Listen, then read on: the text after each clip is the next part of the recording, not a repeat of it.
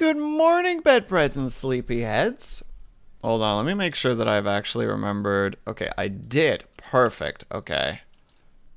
Good morning. I hope that everybody's doing well. It's the second last stream of the year because unfortunately I'm not going to be streaming on New Year's Eve.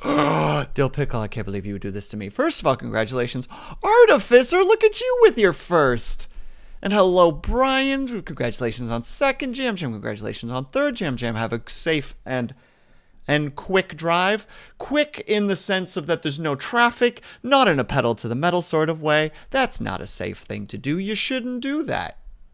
You know. No, I'm not going to finish that thought. And hello, Brian. Hello, Artificer. Hello, Jam Jam. Hello, Lucas. I'm sorry, Lucas, to hear that you can't sleep. Hello, Dill Pickle. I hope that you're doing well. You saw it. I'm glad to hear that, Brian. Okay, we're gonna start with something. We're gonna start with something a little unorthodox. I need to check to make sure that I have this set properly. Okay, that should be correct. Cool. All right. I was just listening to some music while I was prepping for stream, and there's just some songs that just their intro is just like, oh, like they give you that sweet like, oh my. So I just want to share that with you guys really quickly. Theoretically, it doesn't show up for stream. I don't know how loud this is going to be, so I apologize in advance. But yeah, so we're just gonna listen to like 15 seconds or something. So boom. Hope that's audible for you guys.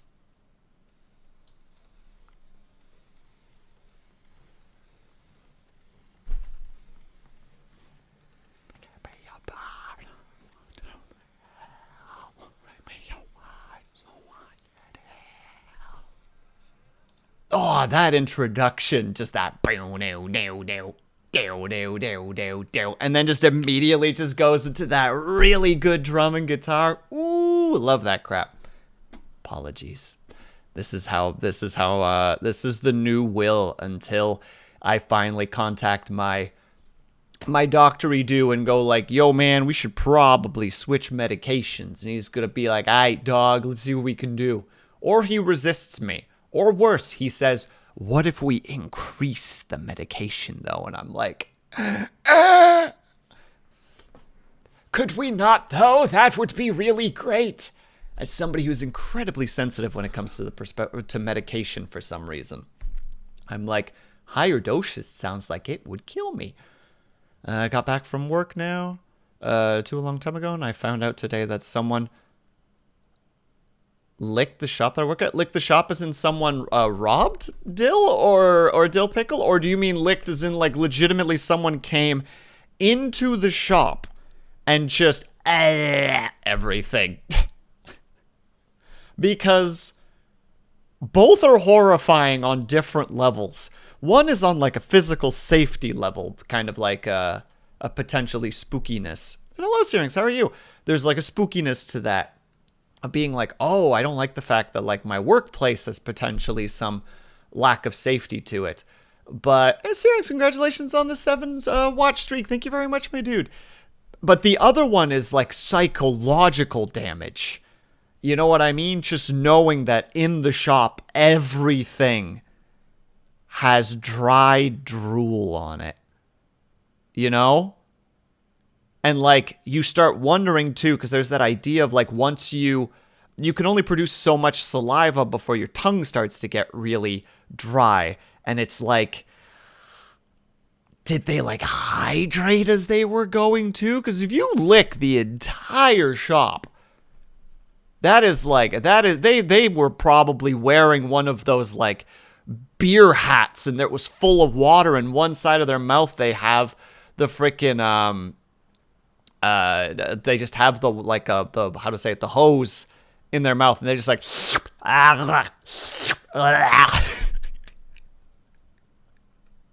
and no problem, Syrinx, I totally feel you. Please do a good shower. Showers are always such a gamble in like either like how to say it. They're always such a gamble for me specifically because they either wake me up or they put me to sleep, and it's always a coin flip. But I can always guarantee that I have some kind of crazy moments of like, I know what I need to do kind of idea. Like as in robbed at the shop. Yeah, Dill Pickle. I figured that was the case, but I couldn't resist the concept of someone doing that. You know what I mean? Like that's such a fascinating thing to think about, of somebody who's just like, I broke into the shop. These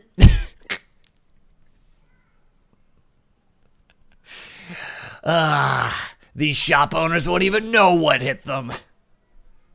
Okay, hold on. I'm gonna still have music playing in the background, and you'll likely hear it. But it's not gonna be very loud. Yeah, that should be really quiet. And it won't even appear in the VOD, so. How's everybody doing? Happy Sunday for those who are in the Sunday sphere still. Lucas, I know that you're at this point in early Monday, but, you know, Sunday ends when you go to sleep. All days end when you go to sleep. That's my motto, because as somebody who has a bad tendency to wake up post-noon, it's a lot easier for me to be like, good morning, you know, at 1 p.m. And they're like, what do you mean it's 1 p.m.? And I'm like, I just woke up. Good morning. Fight me. And then if I say yesterday, you know, going to bed at 3 or 4 a.m., it's like yesterday. It's like, you mean today? No, I hadn't gone to bed yet, therefore yesterday. This is how you must approach these things. You must adapt and change language to yourself. I took a nap around 2:30, and I woke up a bit after 8. Whoa, that's quite the nap, actually. Wait, that is basically Artificer. That is not a nap anymore. That is a full... That is almost 8 hours of sleep. So wait, what does that say? Huh. Oh, or like, oh. Wait, hold on. Okay, there's a chance that I might have to pause stream for a second. Nope, they fixed it. Okay, I thought I could hear the fire alarm going off in one of my neighbors. And I'm like, is it a real fire? Do they know the towel trick? Do they know how to open windows? And I had several wake-up signals, and all of them failed. Artificer, the defenses were breached. There was no hope. It's all over. Hold on.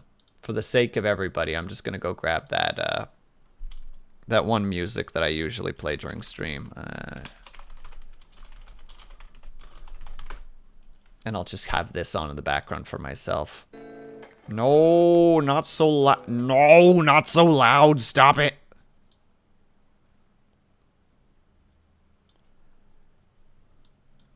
Walk away. Nothing should just always stay the same like we've always been. There we go. All right, that should not be super loud. We'll mute that. There we go.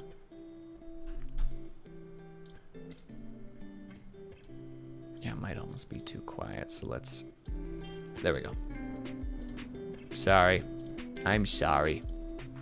Me just never being completely ready for stream, but always trying my best. Also, I don't know why I've decided to put Sigrad on my shoulder. I feel like he only got to be here for one stream. And I'm like, no. Sigrad must return. We must give Sigrad his opportunity to proclaim Imagine Dragons. But how is everybody doing today? I hope that everybody, again, had a great weekend. Are you guys excited for New Year's? Not excited? It kind of sucks that New Year's is smack dab in the middle of the week. Well, smack dab in, I guess, the early half of the week, at least New Year's Eve. So for a bunch of people, it's going to be like, yeah, cool, New Year's. I work in the morning. Ha. Yay. Also, I'm not sure why I'm still in the Christmas outfit. I think I just like the Christmas outfit. I think I like... I don't know. Like, I feel like I would wear this. Because I'm someone who's normally, at least, like, my upper body is normally pretty warm. And, like, the idea of having this, like, wide-necked, kind of semi-low-cut shirt, I feel like would be very comfortable. Did pretty much nothing. Did buy Baldur's Gate 3. Ooh, Artificer, have you got a chance to play it yet? I actually just recently, like last night, I think I decided that I'm not going to stream Baldur's Gate. I was watching a YouTuber called Josh Strife Hayes, and for a while I've been contemplating on the Baldur's Gate thing. It's installed. Oh, I'm so excited, dude. Do you know what you're going to play already, out of curiosity? Have you looked? Are you going to play as a Ginyathi or a Ginyathi? I think that's how you say the name. And, yeah, I was like, do I really want to play it? Because I really just want to, like, enjoy the game. You know? Like, I want to play the game. And, like, I want to experience it with you guys. But, like, those games are, like, harder to experience because they're very story-based. And, like, there's going to be a lot of times where I'm going to be like, chat, hush, please. We're watching a cutscene.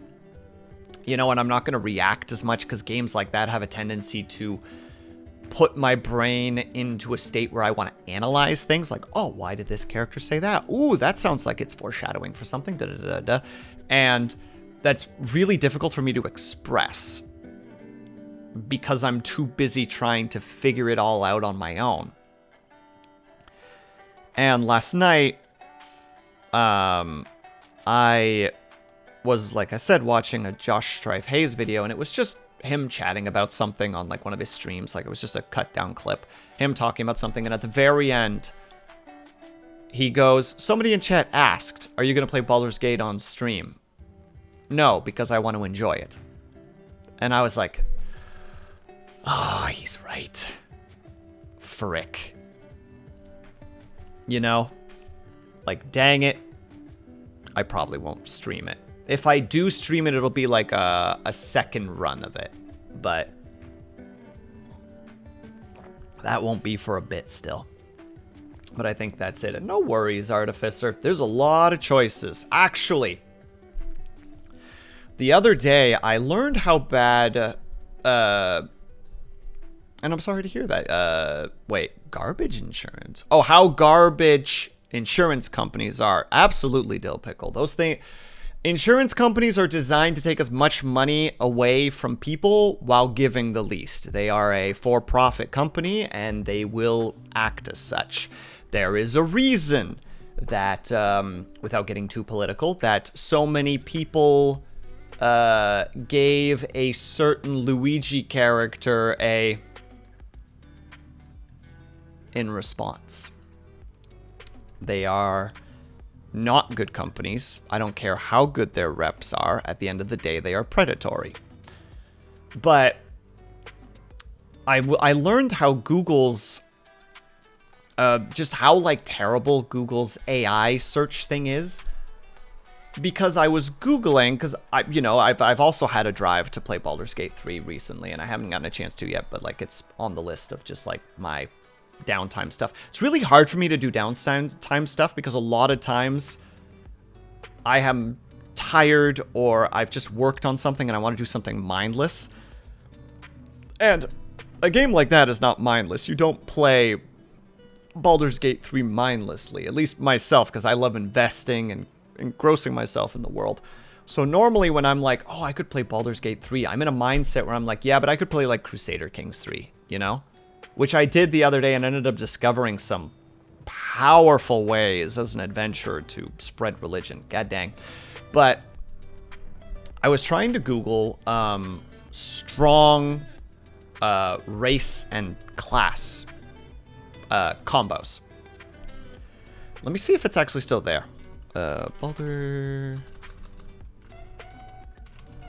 Baldur's Gate 3 best class race combos. Are you going to pop up AI? You're not. It's not going to pop up today. Well, I'm going to have to try to remember what they were. Because some of them made sense. And hello, Lunity. Thank you so much for the stretch and the hydrate. Good morning. The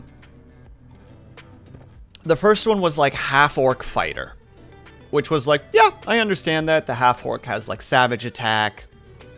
Which makes it a very formidable melee class. Fighter, you can build on top of that. Of course, that makes sense. The next one was like a wood elf ranger, I believe it was. And it's just like, yep, again, that makes sense. I can see the combination there. The third one was, I think, human fighter, because the human is so versatile. And it's like, okay, that makes sense. Again, yeah. Oh, no, sorry. It was half-orc barbarian that was next. Which, again, savage attack. Very powerful melee-centric racial feat. Very good. Very strong. And then the next one was monk barbarian. And then the next one was bard sorcerer. And I'm like, thank you, Google AI. You have lost the plot, and we are 4 choices in, and now we are 5 choices in. And you have already stopped giving me the information that I need. It gets kind of ridiculous. They either need to fix the AI, or they need to use it more sparingly. Lunity, how did you sleep? I hope that you slept well, babe. Thank you again for the stretch. We lean to the right. And we lean to the left. And we lean back. Actually, Artificer, do you mind if I ramble a little bit about Baldur's Gate's choices? Not the story, just purely, like, character choices. Like, like your races and such. Okay, so I don't know. I'm not a good theory crafter. That is not where my strong suit is, and I'm glad to hear that. Woke up with all the lights on. Oh, so you just went, and then went like, I have made terrible mistakes. Just let me look at one thing really quickly, because there's a very particular thing that I want to look at. Where are they?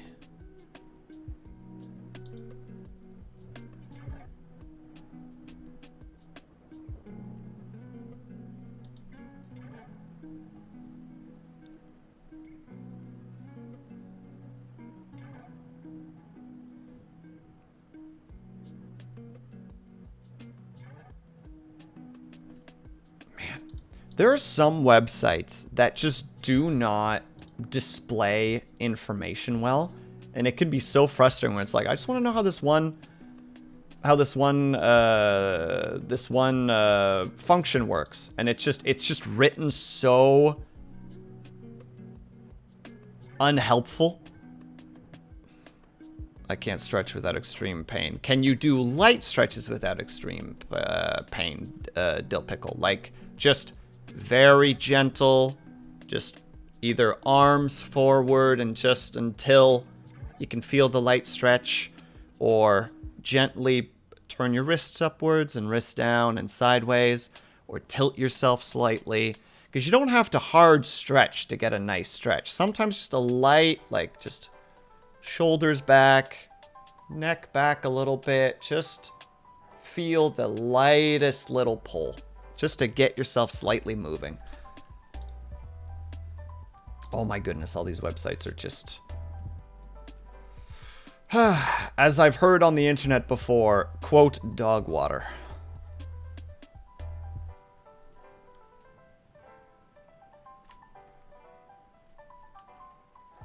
There it is. Okay, so the Gith Yankee. I think there's 2...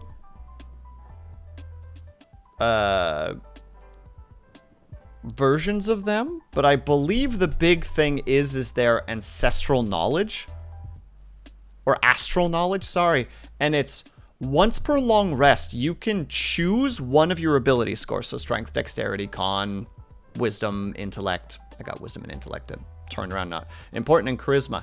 And you can just go, I gain proficiency in all of those skills. So if you build your character to be like a big melee fighter, but you want to be like, no, but the character needs to be more well-rounded. It needs to have some dexterity skills. As the Githyanki, you can literally be like, I now have my proficiency on top of all my dexterity skills. Which is not crazy powerful, but it's nice. I think it's a great way to do things. I don't know exactly how you would make it flawless. How to say, but there's a way to make that strong. Also, they get innate psionic powers, so they get Mage Hand at level 1. They get Enhanced Leap at level 3, and they get Misty Step at level 5. I believe they're once per long rest. I'm so sorry to hear that, Dill Pickle. That does sound like that would definitely cause, how to say it, muscle pain, or just physical pain in general. Falling out of bed is never a good time. Do you happen to have, like, maybe a heat pad or something that can help you out there? Because I know that if I ever have, like, either sore muscles or just pain in general, sometimes just putting heat on it is like, it's like the pain is like sharp rocks, but they're made out of like a hard wax. And when you put the heat on it, it just melts the pain.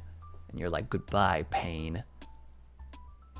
But yeah, I really like the Githyanki. They get I think that their ability is very strong. But like, I don't think there's actually any of the races are bad.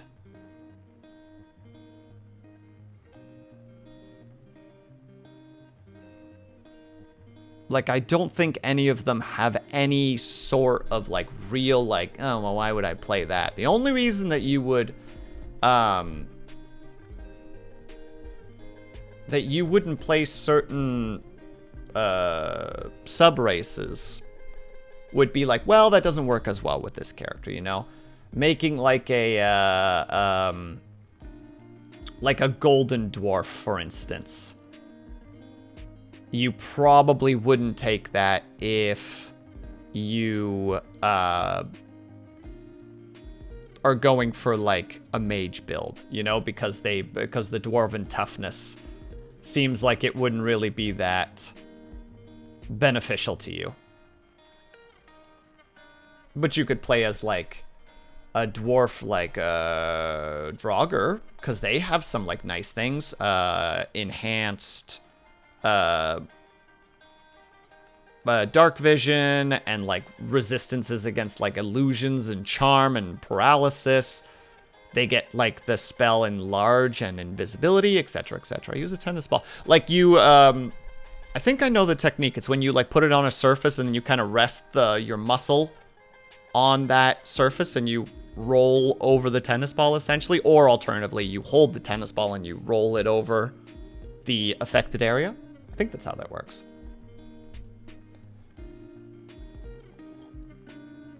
But no worries, Luna D. You can just turn the lights off now. I might be pro-environmentalism, but that doesn't mean that I'm gonna be like, can't believe you would do this. How could you? Oh, that's the other strong thing about the Githyanki, is they just immediately get proficiency in short sword, long swords, great swords, light armor, and medium armor. Like, it's just like, you pick the Githyanki, you are immediately capable of being a warrior.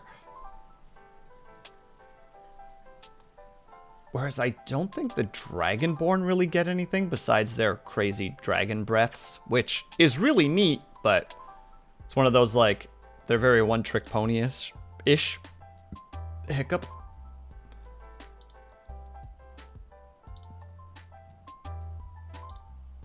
Oh, there we go.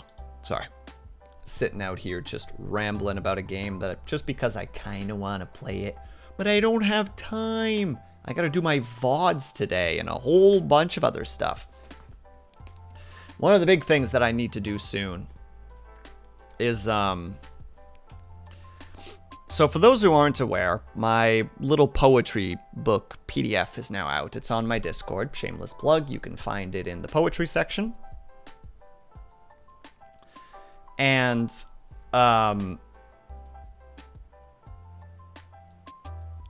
I realized that I should record a YouTube video of me reading them, because there's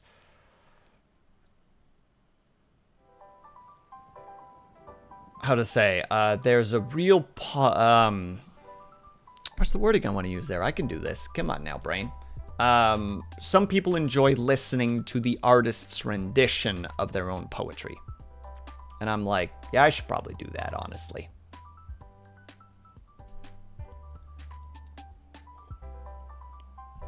So that might be a tonight thing, that might be a tomorrow thing, but I'm going to try to do that before the end of the year. Try to get that out and about.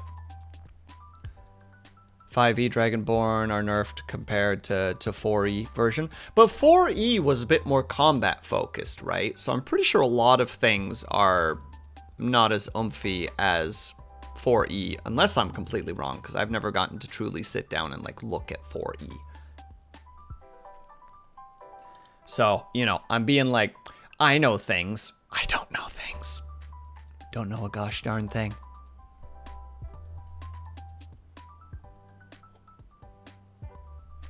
And don't you pretend like I do, gosh dang it.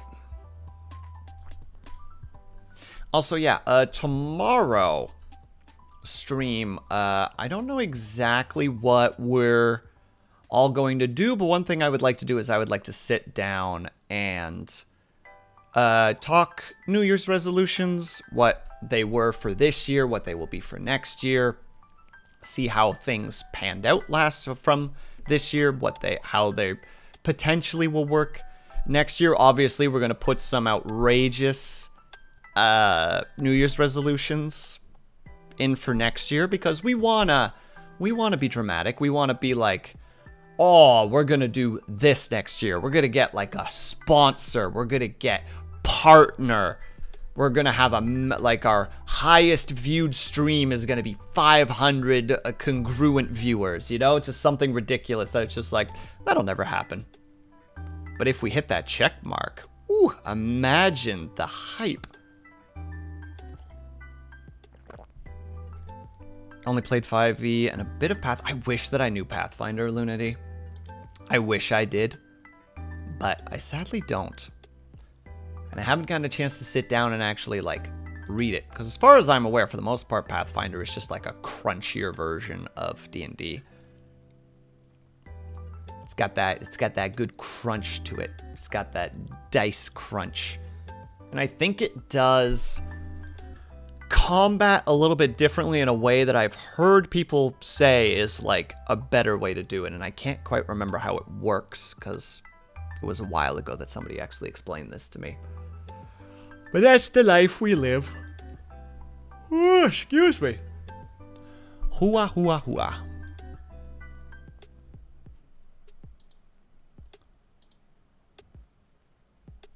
How dare you give me ads when I'm trying to make sure that I'm supporting someone. Vaguely remember that there were 3 moves, and you could use them however you like. Well, D&D is kind of like that to some degree as well, except they're locked in. Oh, okay. I'm seeing what you're saying now. So I was about to say, because D&D has a move economy, or an action economy. But that's a movement action, a standard action, a bonus action, free actions, and reactions. And yeah, if I remember correctly, what you're saying right now, that's fair. Pathfinder first edition is D&D 3.5. Yeah, Deviation. And Pathfinder 2 I know is very little about. Same. Pathfinder 2 is the one that I would like to learn about because it seems like it's actually a pretty cool system. From the very, very little I know about it, you know, when you only know like 1% of something, it's like, oh, that actually could be really cool. And then if you start getting to the 40% of something, you're like, I mean, it's fine. So hold on. For some reason, I was not able to bring this in, and I wanted to bring it in. And I'm being very frustrated that it won't work. Oh, now you work. There we go. I just want him over there, just dabbing on chat. Get dabbed on, chat. Might be wrong, but I think that will. Even if it is wrong, Lunity, it's still a neat idea.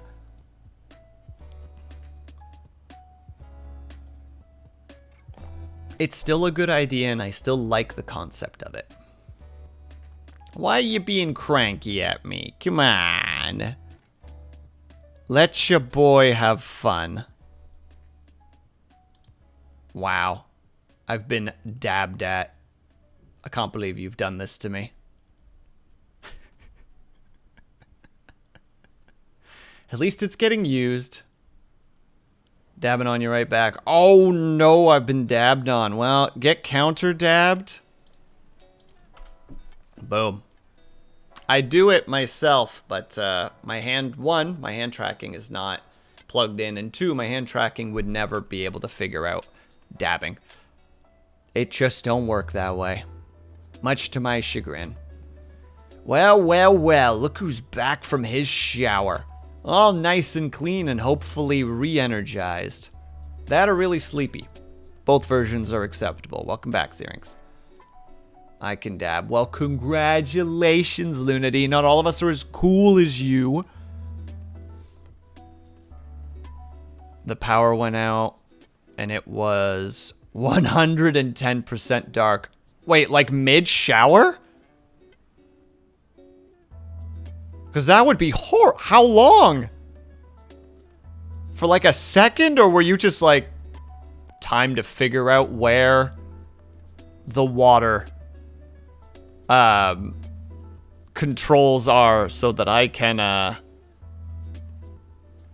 get at least a minute. God dang. Yep, that's one of those like, all right. It has been 10 seconds. We are going to turn off the shower. We are going to blindly try to find our towel, and we're going to hope that our hands don't touch the scary monster that only comes out at night.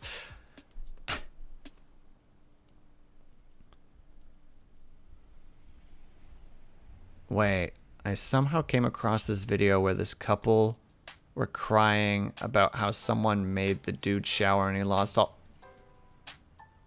That's Omegaverse crap. That's Omegaverse crap. Throw all of them in the shower. And then afterwards throw them outside so that they can go touch some dang grass. Good God. Get away from your phones and laptops.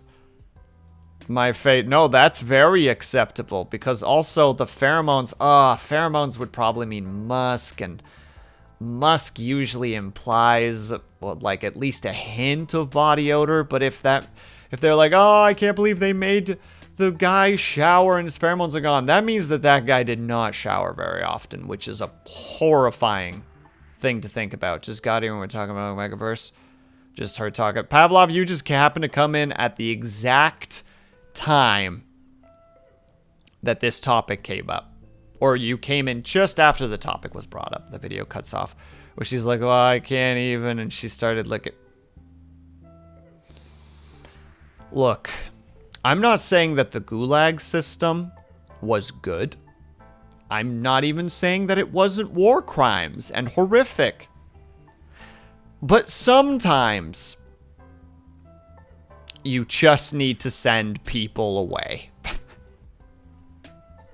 to do hard physical labor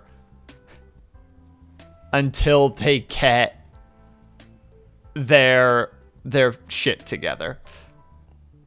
My brain itched and I thought, oh, your sus senses were tingling, Pavlov? No, Lunity was just saying how she just recently saw a video about how there was a couple that were crying about how someone made the guy shower and he had lost all his pheromones. And I did not react well to this information because... What's the famous line? Bitches be crazy. But in this situation, it's like...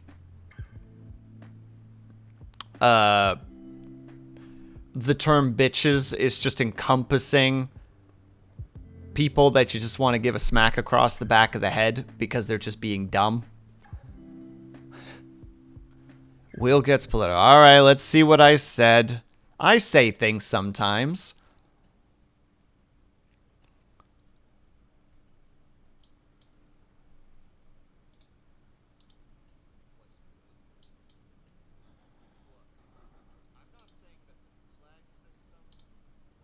All right, so far so good. Still got it correct.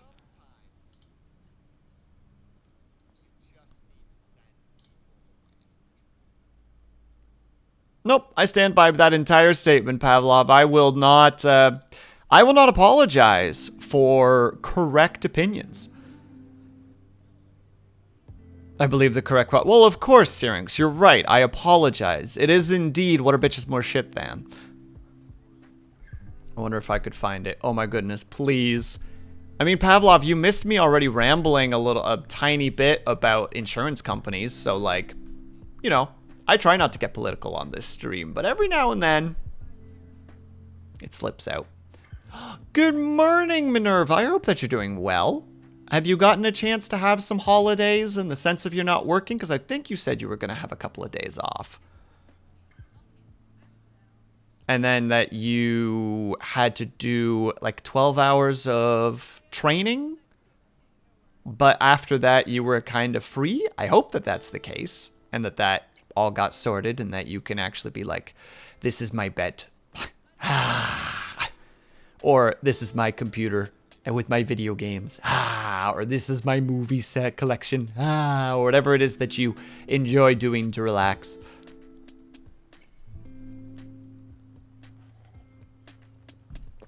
You know, I had no plans for this stream, I acknowledge.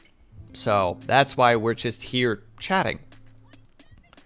I've been binging, or I've been binge playing. Oh, I just realized I didn't remute Twitch, so you're probably hearing Lunella kind of in the distance. That's a fantastic way to do it. Binge playing Stardew Valley? That's an on point. That's a solid. We appreciate it. I've discovered there is a thing called pheromone maxing. I presume that just generally means work out and don't shower. Nothing wrong with just chilling. Absolutely, Pavlov. I am a firm believer that people should be allowed to just chill. Which is why... what a terrible day to be able to read, right? And a TikToker who refuses to shower because he likes getting fungus on the...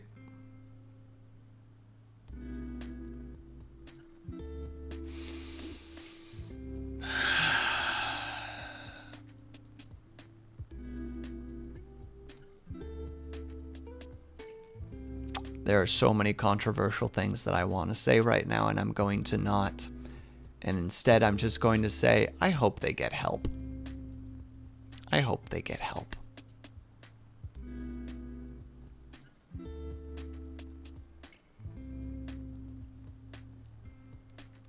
No, I just hope that they get help.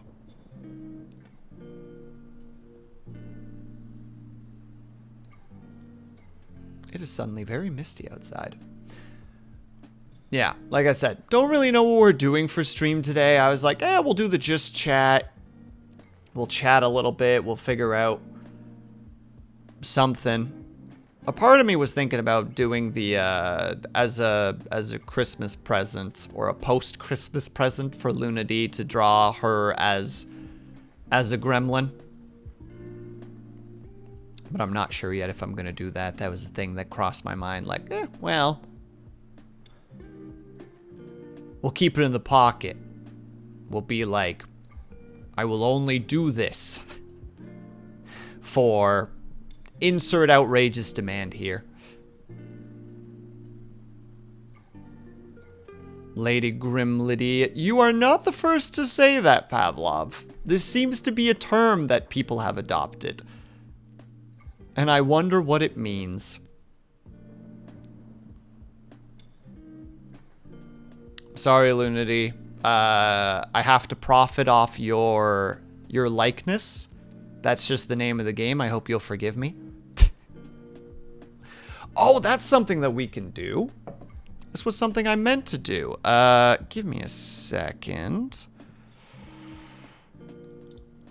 I don't know how I'm gonna set this up here, but I'm gonna try. I'll probably have to move my model to do this.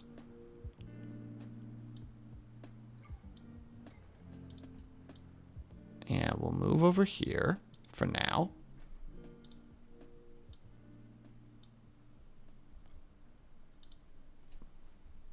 Whoop. Hello, chat. As you can see, it's not fully healed yet. It's a little shiny because I have Vaseline on it. You owe me royalties. The royalties are the drawing, Lunity. Take it or leave it.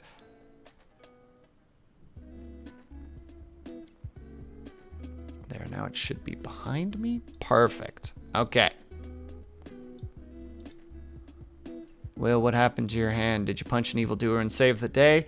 No, I believe that one came from the chicken feed and having to scrape all the feed out, and I think I slammed my hand into some steel. I think that's what happened with that one. This one, which is now mostly healed, I have no idea if I'm going to be able to show this one, but yeah, right there. That one is from taking drywall across the arm. Also, what do you call it? Arm reveal, OMG. How could chickens betray you so? Oh, no, Pavlov. I went home last Sunday. Thanks to Syrinx driving me, because one of the augers in my family's chicken barn decided to not stop going, and there was 11 tons of chicken feed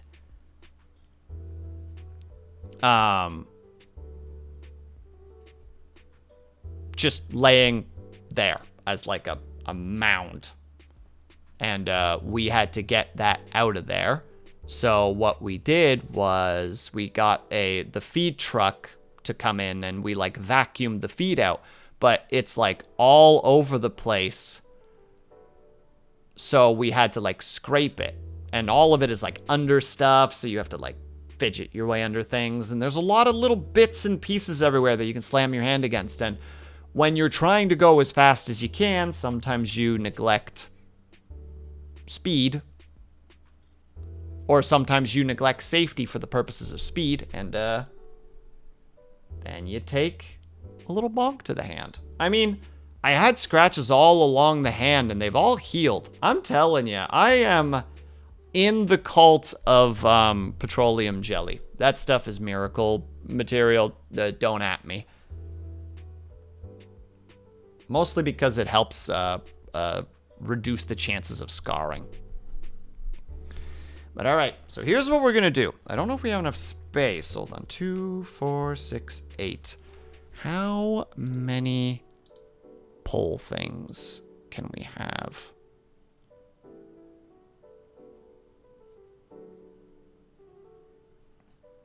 We can have 5. Okay, well that's a problem. So we're gonna do it where we're gonna put 2 per pole, and then once we're done with that, then we'll change the pole to being the 2 that were there.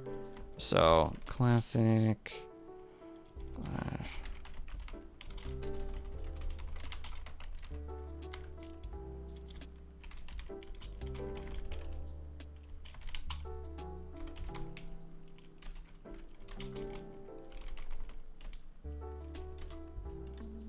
God, you don't have a lot of room in here either.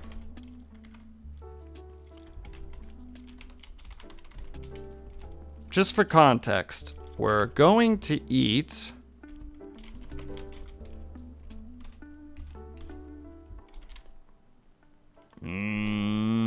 There's so little character space when it comes to the poles. So we're gonna try to make this fit as best as I can.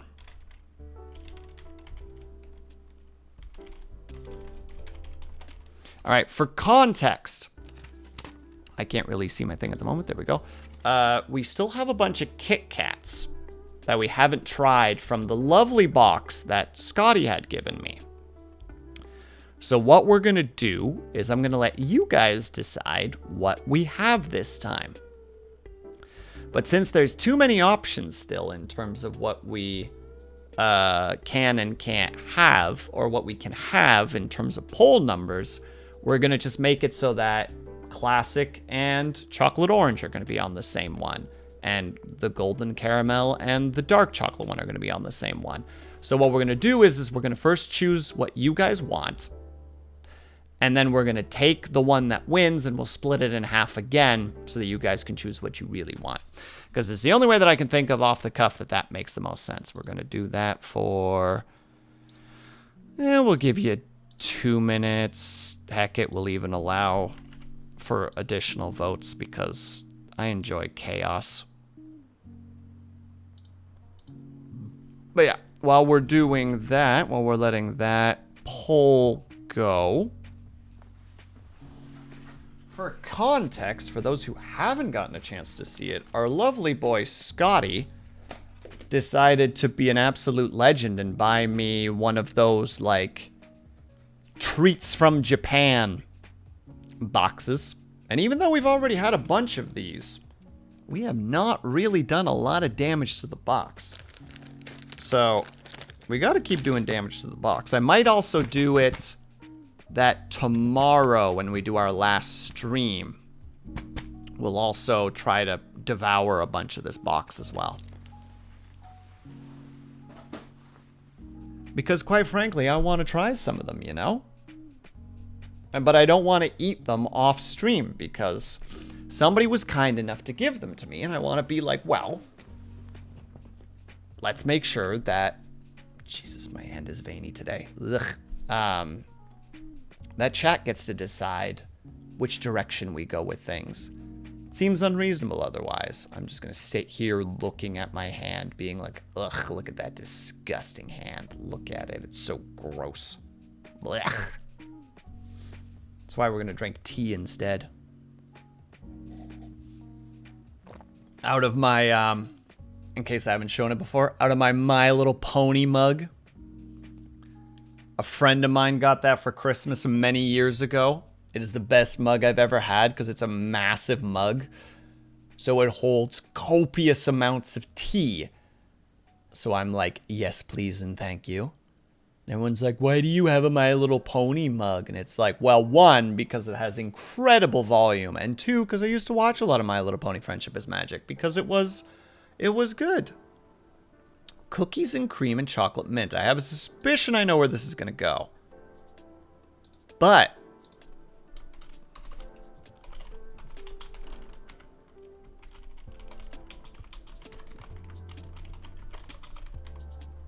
we're going to give you guys the vote. Good luck, be brave. Choose your shenanigans. The real question is, why don't they have a My Little Pony mug? See, you get it, Lunity. I mean, legitimately, though, like, look at the size of this mug.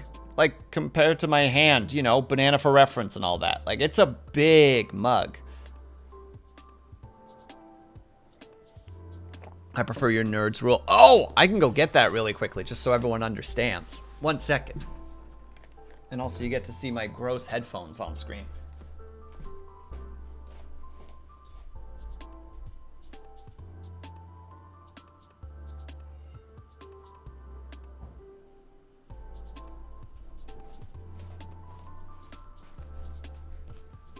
I can't vote. Why can't you vote, Lunity? Okay, mobile sucks. I can't vote. Oh, that's a shame. Well, which one do you vote for, Lunity? We'll count your vote in that regard.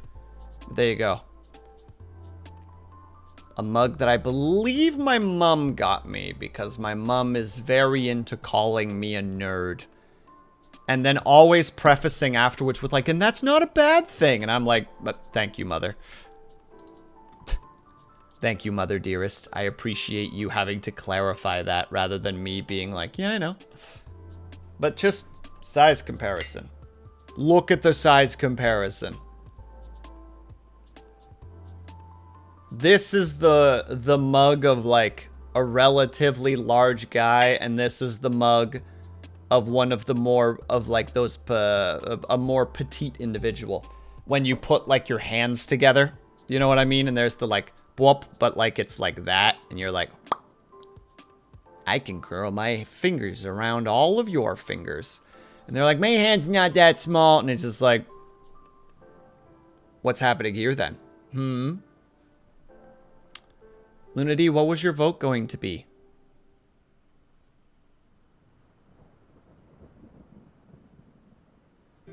Madam, I need to know, because otherwise I can't cookies and cream. Okay, well, then cookies and cream wins by a landslide. Thank you, everybody, for voting. I look forward to seeing what the cookies and cream is like. One moment while I go retrieve it. All right, which one is... Wow. First try. Behold, the cookies and cream. Hold on, let me play the music. It's the closest I have to like angelic music.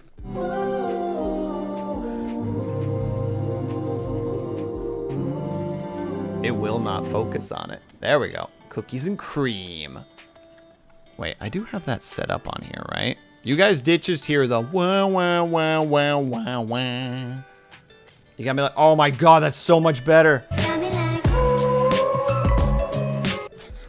That's so much better, Lunity. Why? See, this is why you get paid the big bucks. And by big bucks, I mean get the viewership. Because you know what's up.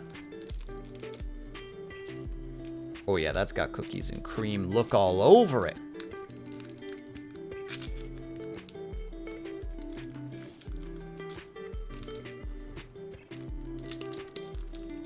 Oh, this one didn't really melt. Perfect. Oh, it smells really good. Ooh, look at that bad boy. Ooh, baby. No build-up, just eat.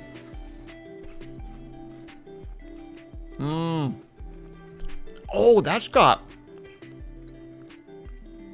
really creamy. I was not expecting it to be that creamy. That's really good. Holy shit. Pardon my language. Yeah, that's frickin'. Ooh. I will take like 20 more of these, thank you.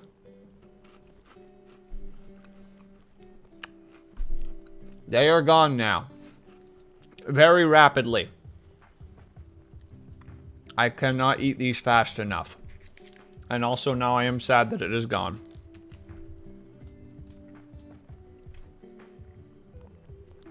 Thank you everyone for choosing a delicious Kit Kat for me.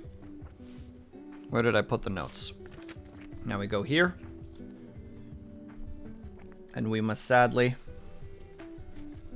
scratch off that one. I didn't scratch this one off as good as I could. Will, why are you using a granite pencil? Well, you see, I had a pen and it's finally dying on me. So I just went, heck it, we'll use a pencil instead. I have an old pencil. An old sketching 2B pencil. Very Shakespearean in that regard. Get it? Do you get it? Yeah, you do, because I'm hilarious. All right. Can I ask a strange question? Sure. What's up, Dill Pickle? The problem is I am going to probably have to answer it after the break, but you are more than welcome to ask a strange question. As long as it's not crazy TOS breaking. Most of the time, I'm relatively good at answering questions. No, that's not true. I'm not good at answering questions, but I'm good at talking about kind of odd topics. Whether or not the answer actually happens is way more up in the air. There we go. We move there. We move ourselves back to the center where we belong.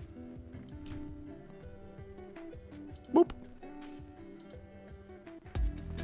The con artist, thank you so much for the raid. Well, now we have to snooze the ads for a bit.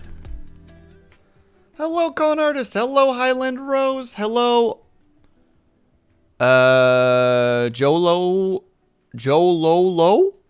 I hope I'm saying that even mildly correctly. Hello, Phoenix Gaming. I hope that everybody is doing well. Hello, Jinx Stare. Or Steer? It's not Star. Let me see.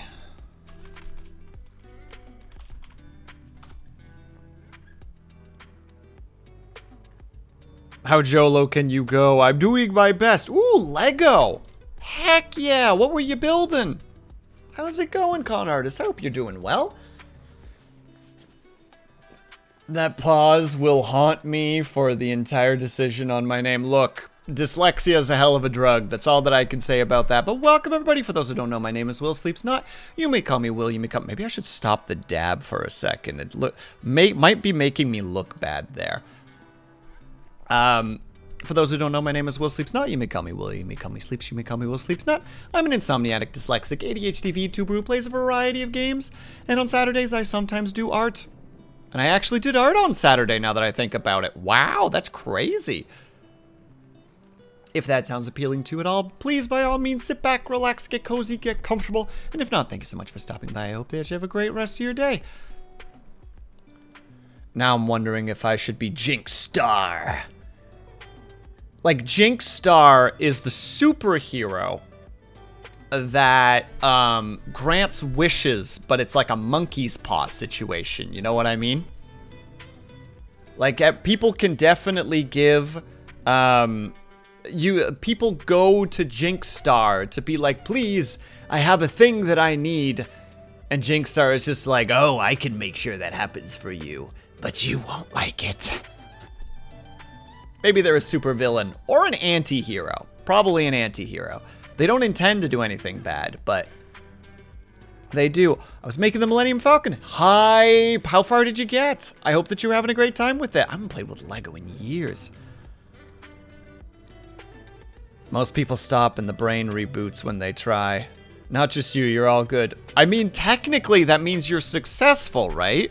Because it means that you have effectively weaponized a weapon, a name. A name has been weaponized in a wonderfully strange way.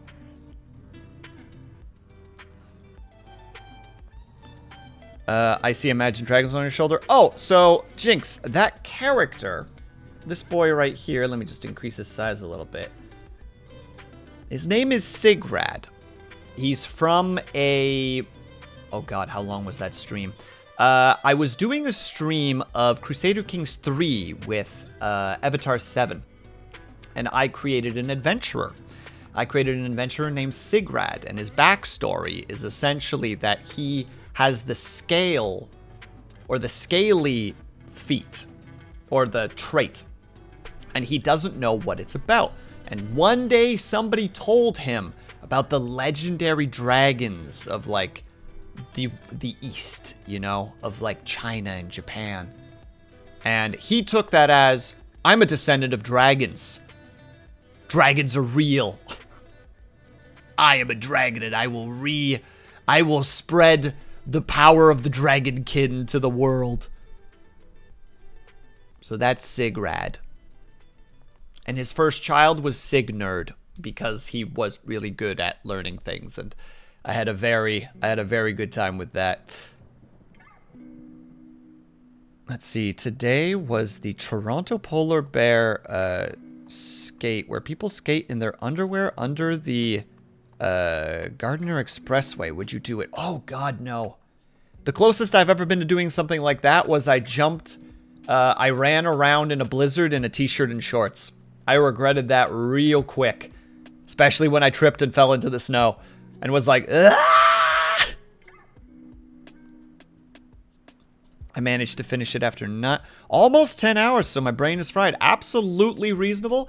Con artist, if you need to go take care of yourself, please by all means do so. It is completely fair post-stream to be like, I'm just gonna go ahead and eat something and drink something and sleep something and snooze something and sit on something.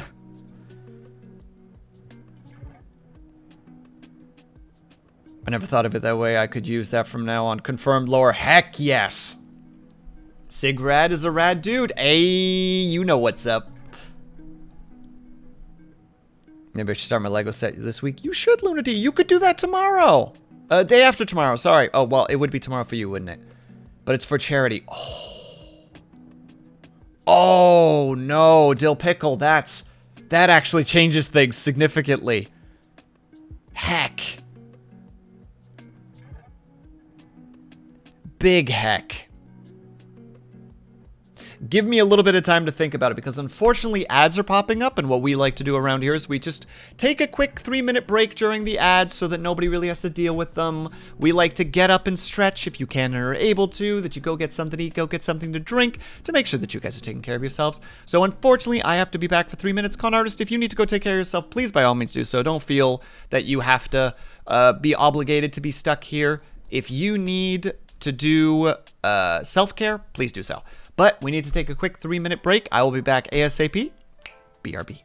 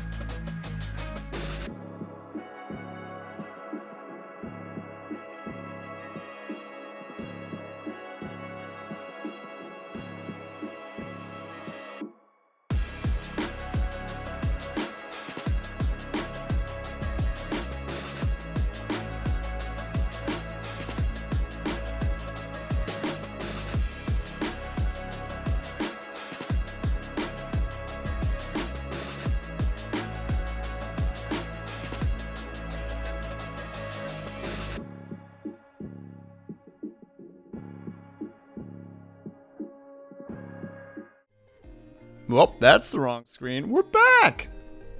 Teehee, whoopsie doodles. I shall be here. I just gotta decompress. Ask care will be done. Congratulations again on getting the thingy done. Con artist. Who was said just now? No. Oh, of course they are. Yeah, of course they are, Lunity. I wonder if... No, killing them and bringing them back I don't think is gonna do anything, but we can try. Hold on.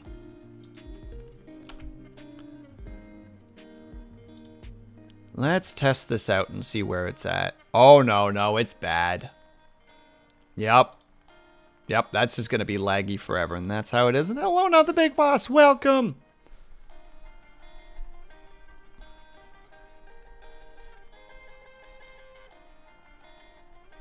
Hold on. I got a fake Lego set that is a tea shop. Oh, that's awesome, Lunity. Oh, that's right. You have like... We have Lego at home Lego. Specifically. I don't remember who I was talking to recently. I don't even know why I'm on this topic, but I mean, it's just chat. So rambling is part of the gig. I was talking to a friend the other day and it's just like, oh, it'd be really cool to own like a coffee shop. Like, you know, one of those, like, what would you do if you won the lottery? You know, like you suddenly had, I don't know, like 15 million on your lap, just for a simplistic number. Canadian dollars specifically, so that'd be about 30 bucks in US. Or 1 billion in yen. And I was talking to them about it and was like, oh man, like it'd be kind of cool to like own like a coffee shop, you know? And then I believe we both agreed that we wouldn't have the coffee shop because we wanted to own and organize and set up a coffee shop. We would want a coffee shop so that we would have a place that we could go to every day to go have a coffee or tea. You know what I mean? Like one of those just like, no. I know I always have a seat at the coffee shop. Oh, why is that? Because it's my coffee shop. And just kind of during the break that was running through my head and I'm like, oh, imagine though, the idea of that. But if you come in every day and you have employees, the employees are going to get awkward because you're just in there. You know what I mean? They're just like, oh God, is the boss watching us? Like you'd have to set up like a special little corner with like that like half wall with like stained glass on top of it so that you can't see through it. And that would be like your little seating area that you could chill in. And it's literally just there so that your employees aren't terrified that you're just like watching them, you know? They don't look over and you're just like, you guys are doing your jobs properly, right? I hope you're doing your jobs properly. This is a pretty good coffee. Thank you for making it for me. All right, bye.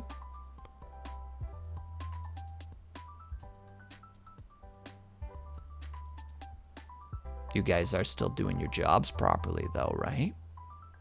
I hope so.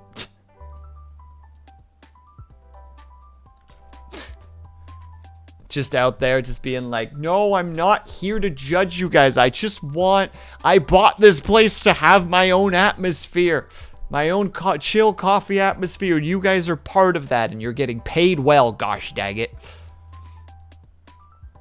I literally just to have a coffee shop where I have the coffee shop ambience while chilling. Exactly. You want to be up in... I do not know how to say that, not the big boss. My brain is derpy. I think it depends on the dynamic you set up. There will always be the boss, but I think I've had really chill bosses. Upper balcony. Ah! Mezzanine.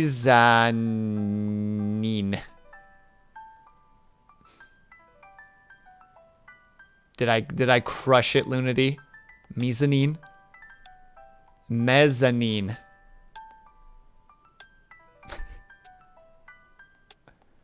Mezzanine.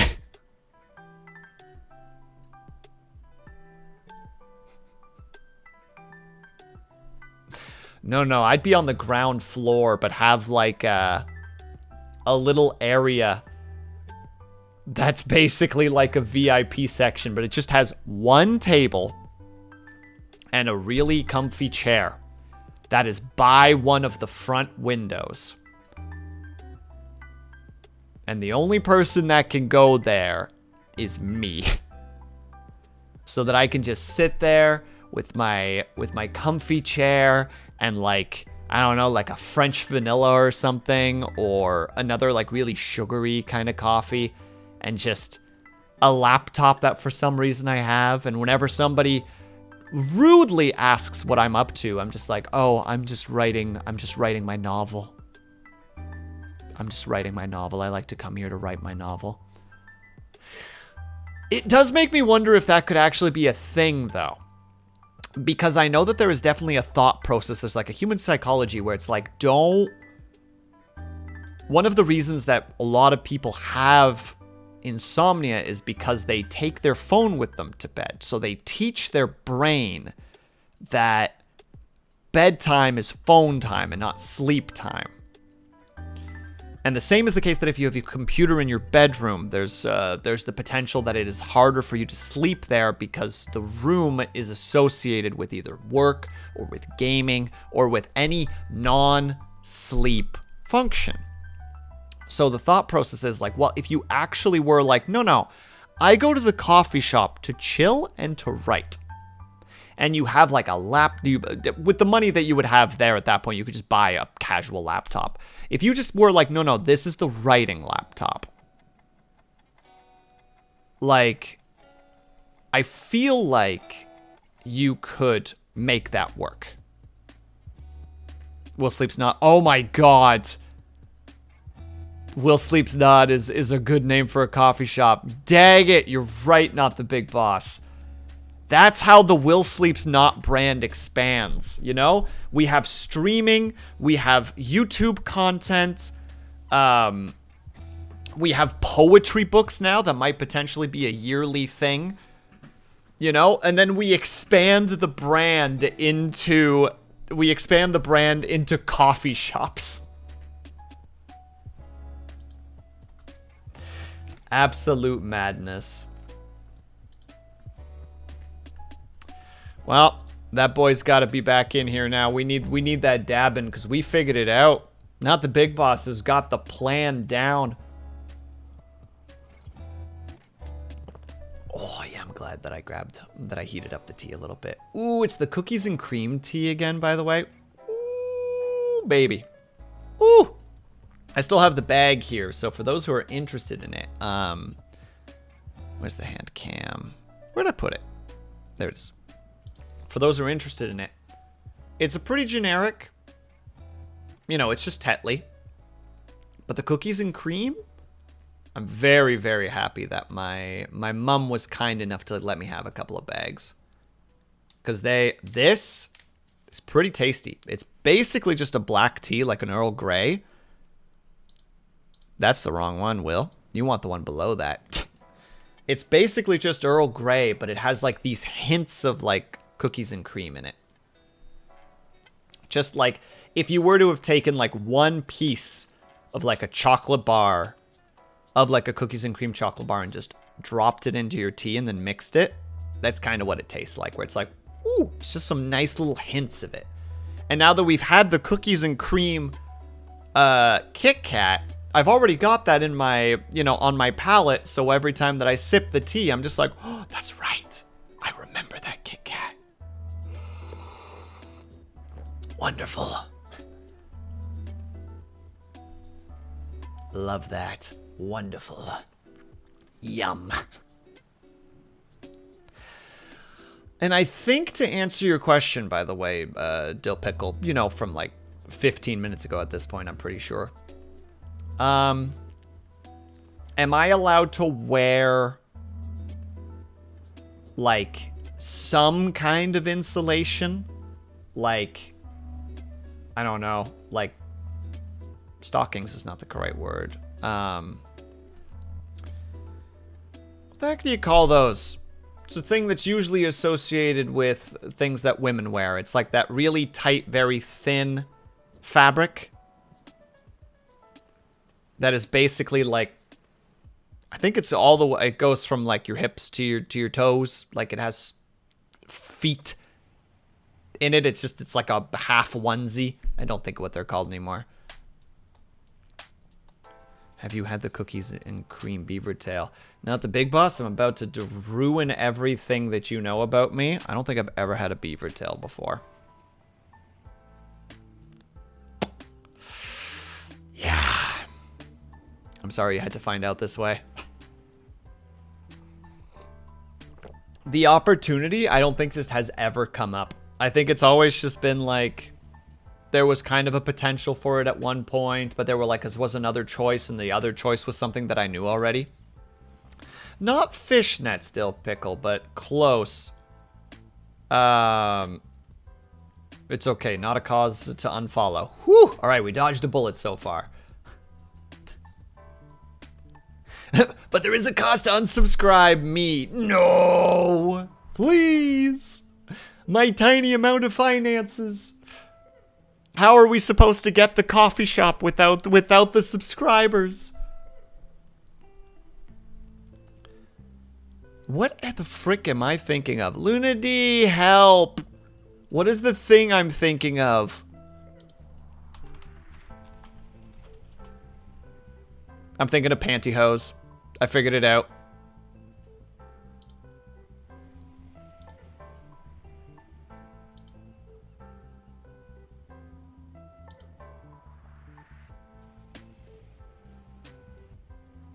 Trudeau didn't take the taxes off Twitch subs. What a monster. What a goddamn monster. Pantyhose are not very warm, but they're an extra layer. They're an extra layer when you're zooming around on an ice rink in your underwear.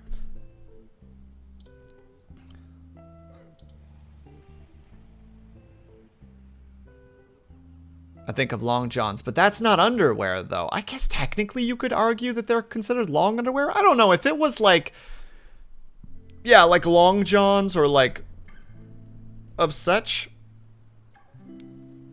No, I'm definitely thinking of pantyhose. I'm thinking of very, very thin things. I am not thinking about extensive warmth. I am thinking about the minorest amount of improvement to cold resistance while still technically wearing underwear. But now that you said long johns, I'm like, long johns are underwear. So I'd probably do the skating in long johns.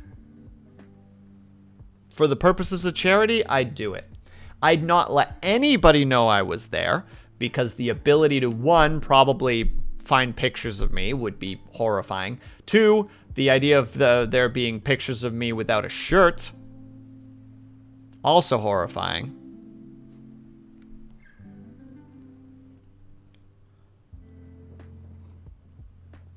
Although I look so weird in long johns, because like a lot of like long johns are basically like, they're borderline skin tight, and I have very, at least for me, you know, we're talking about minor like like body self-consciousness here, but like I feel like I have very strange legs. And whenever I wear long johns, it's always to be underneath of different clothing, like jeans or coveralls or the like.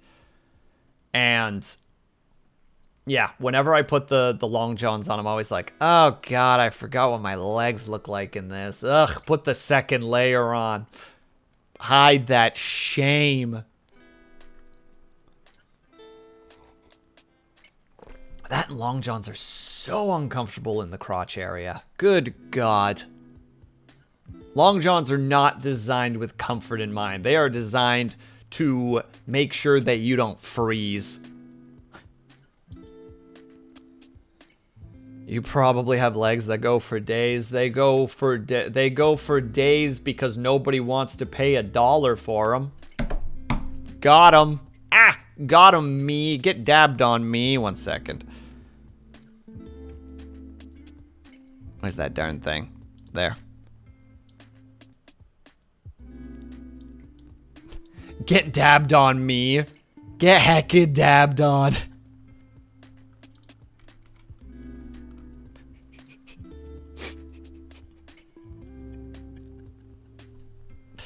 I don't know what I'm doing. I don't know the madness. Let's see those legs. Never. They're gross and weird. And also that I'm not wearing socks right now, so the potential for feet being shown. Too risky. Too risky. I don't have an OnlyFans for feet yet, you know? Also, I don't think anybody would want to see my feet. I have odd feet. Welcome back, Brian.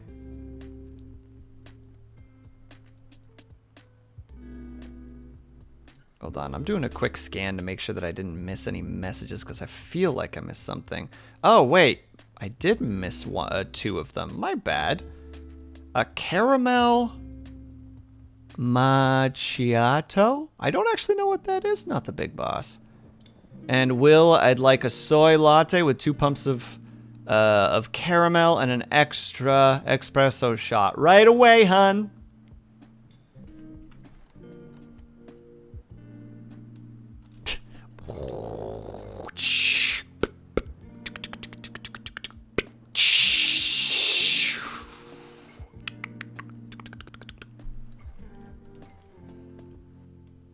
And do I still have it? And here's your drink. I hope that you enjoy it.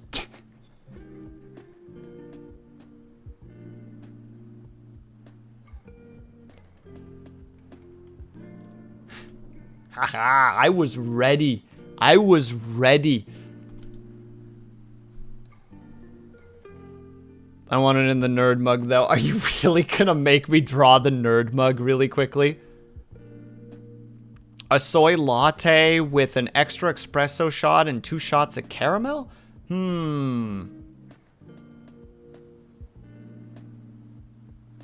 Oh, the Caramasoy. Boom. That's what it would be called.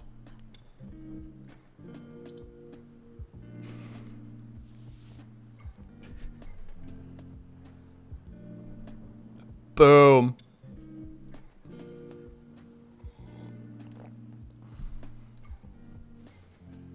Now I need to quickly Google something.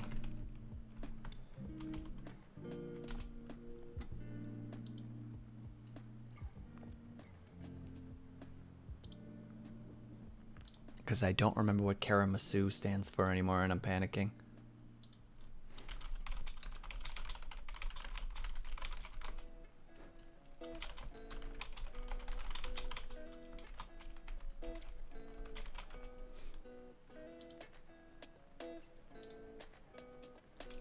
I don't know how to spell Karamasu, so that doesn't make this very easy. Oh, wow, the closed captions is real behind right now, eh? Like, real behind. It's still talking about the Kit Kat tea. That was like 10 minutes ago. Good lord.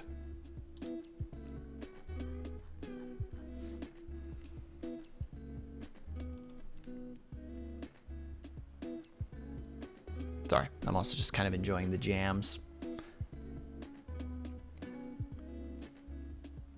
Well. Oh, I'm thinking of tiramisu! Which I believe is like a cake, right?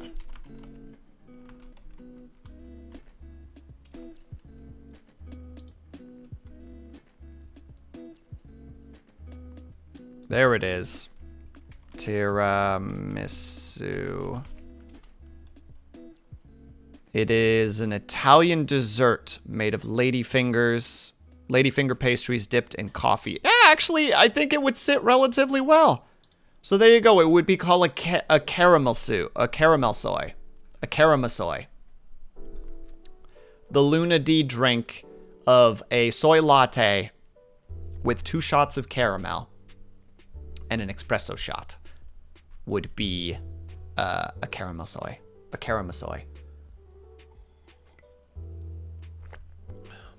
There's a part of me that wants to open up Clip Studio. Or not Clip Studio. Oh no, Clip Studio Paint, and just be like, what would be some of the drinks in our shop? You know what? Heck it. Let's do this. And while we're at it, we need our little lad up over there to be dabbing on the nerds for us. We need that. Let me open up Clip Studio Paint really quickly. I'm sorry, chat. I didn't know what we were gonna do today, and now we're coming up with the Will Sleeps Not coffee. Why are we in human fingers? Not human fingers, lady fingers. Don't take that out of context. Please. Thank you.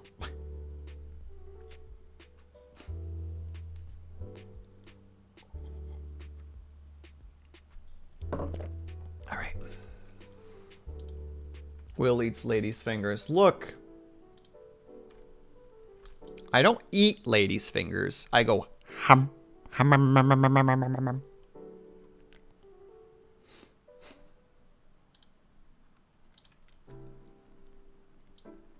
Cause I'm just being cute, you know. I'm just being a silly little guy right now. I'm just being a silly little lad. As per usual, we're going to be using my general color scheme that I always use. Which way is which? That's blue. That blue could be a little bit on the softer side. There we go. And we're gonna do it like... Oh, I actually want the opposite of that. Dang it. No, don't delete the entire layer. So now you're saying the lady's not human. That's what I was worried was going to happen, yes.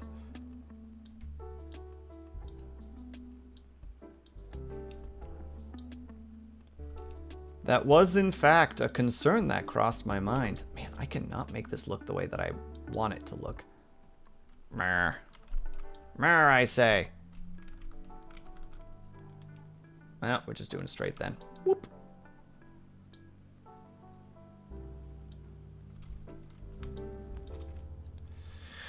And what we're going to do next is we're going to hit T. And we'll just do it in casual black. But we're going to do it all in that one specifically. I think 20 should be big enough. Yeah, it's big enough. And we'll actually make it to 25 central. So we'll call it Will Sleeps Not Coffee Menu.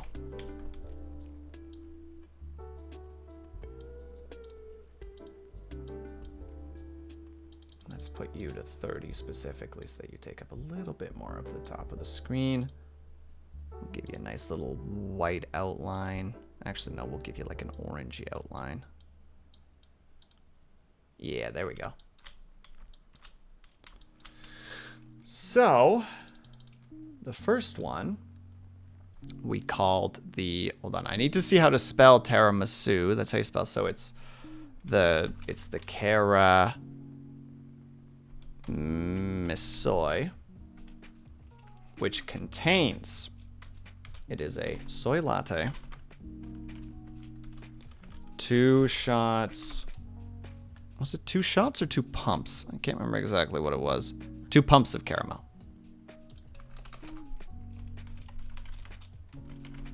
Two pumps of caramel.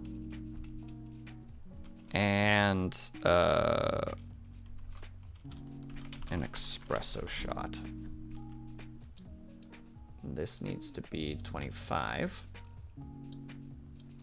And we'll make all the ones that are below. Also, there's way too much space between these.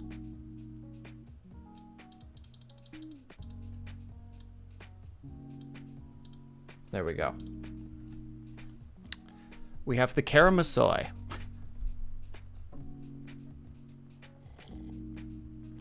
What are some other drinks that we would have in this place? I'm not a big coffee guy, so unfortunately I don't know any of the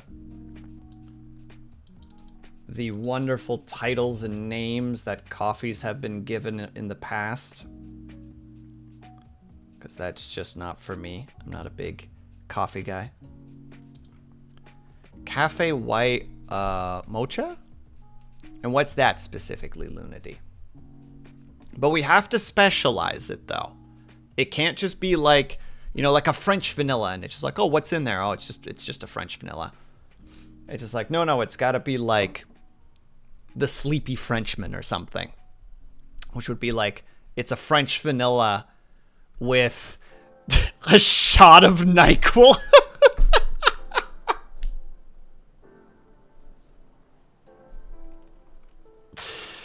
Well, I'm not giving that the opportunity to not be a thing.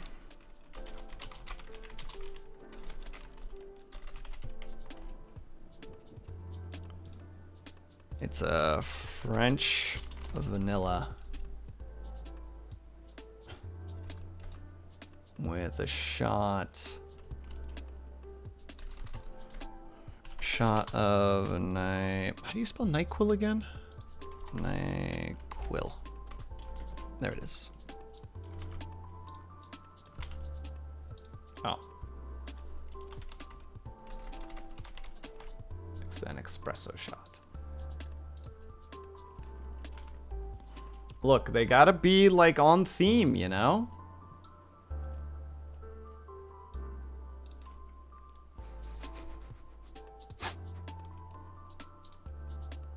Well, let's see, actually, Lunity. What is this? It is a cafe white mocha. Unless this is not a real drink. There's the white chocolate mocha. Or mocha. I guess it's probably mocha.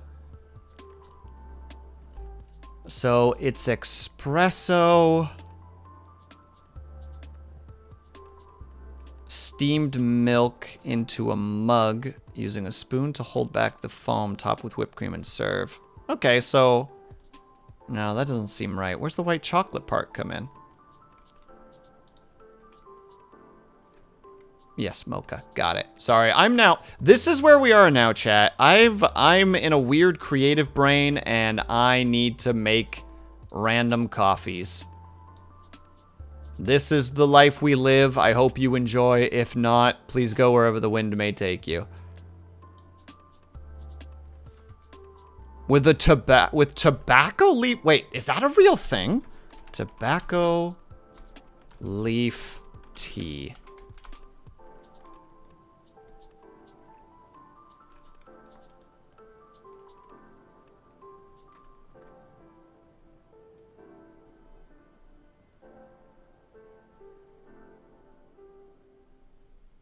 I am Googling so bad and I'm not finding a whole lot, surprisingly. The only thing I get is frickin' Google AI, which is, tobacco leaf tea is not a common practice and can be harmful to your health. Tobacco is commonly smoked or chewed and is not intended for consumption in beverages. Tobacco may have been used in the past for various medical reasons. It's not gonna give me any information that I need here.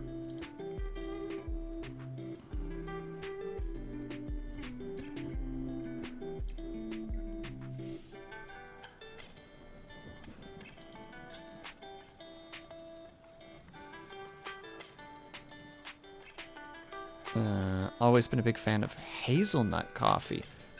Is that like, Brian, is that the actual, like, coffee beans have been, like, infused or something with, like, a hazelnut flavor? Or is there an extra to it? In the Philippines, it's called, thank you, Not the Big Boss. I hope that that's going to get me to where I want to go, because I do want to know what this is. Okay, if I type that.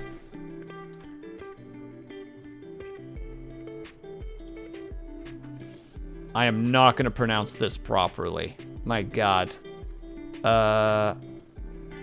Kapeng, Barako? Also known as Barako coffee or Batangas coffee. Is a coffee that's grown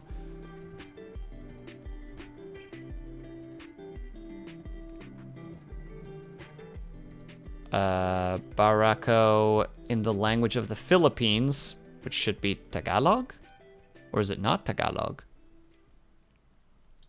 Means stug or stud and is associated with the image of masculinity. Oh, so it's a man's coffee.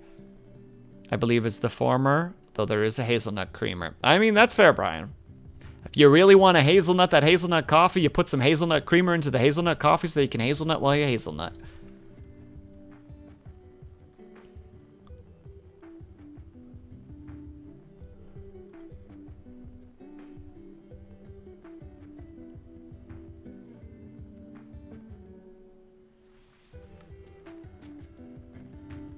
Barako only accounts for less than 2% of commercial coffee grown. It is abundant in the Philippines. It is rarely exported, as most production comes from small farms. It is sold to the local and tourist market. It is also produced in Malaysia. The large sizes of the Barako trees make it less efficient to produce and harvest than other coffee variants, causing most modern farmers to shy away from it and grow the Robusta cultivars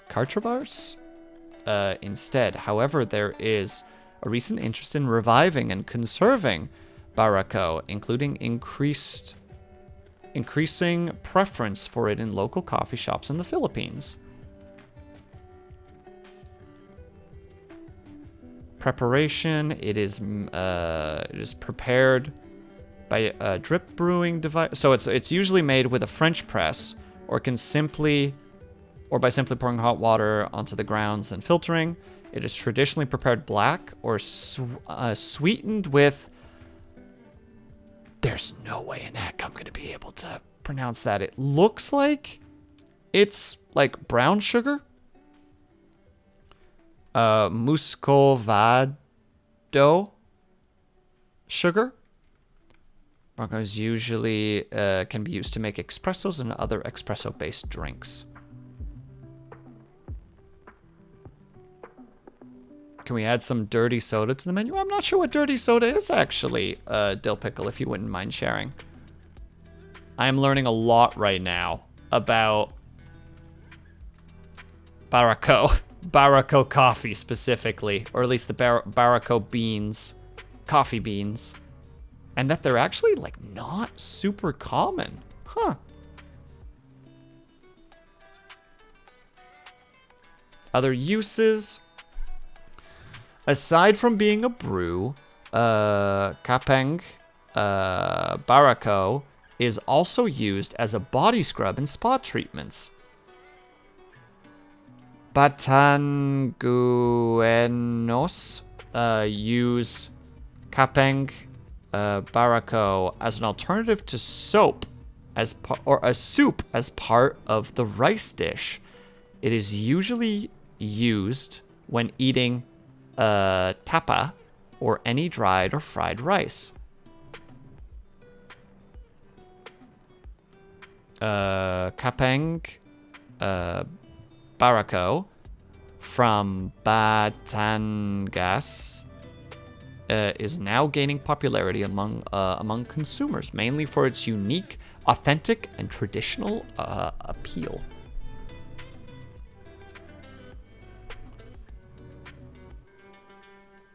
So it's what the I understand. I know of the lean.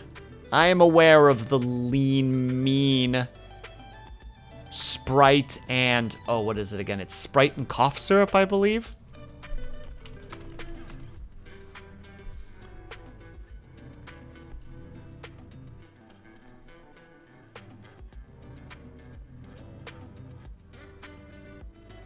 Also no. Oh, that's right. It's also known as purple drank.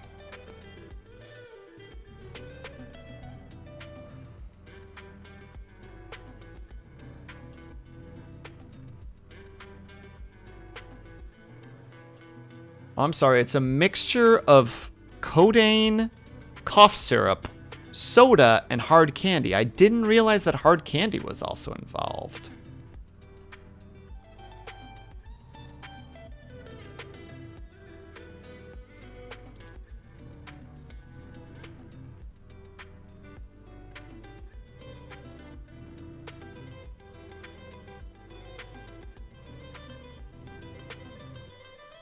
It is prepared by mixing prescription-grade cough or cold syrup containing an opiate and an antihistamine drug with soft drink. There is a lot more to this than I thought.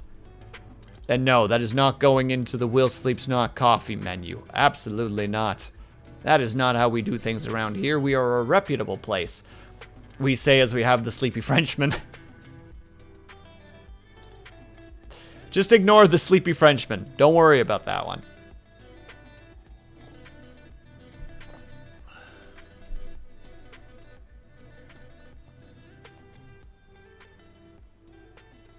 Man, I really wish...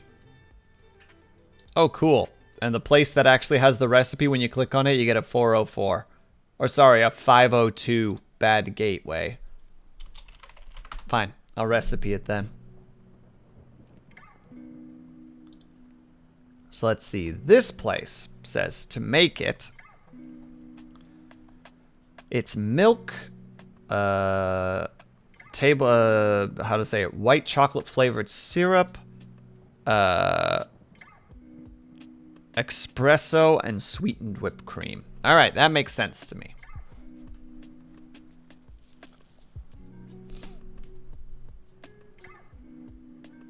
Let's see, it be white chocolate flavored. Ooh. Okay, this would be a seasonal drink. And it would be called the White Christmas. And it would be a white chocolate mocha with probably a pump of peppermint. I don't know how you would call that. Peppermint syrup, I guess? Is there peppermint syrup? No, sorry, with a scoop of crushed candy canes.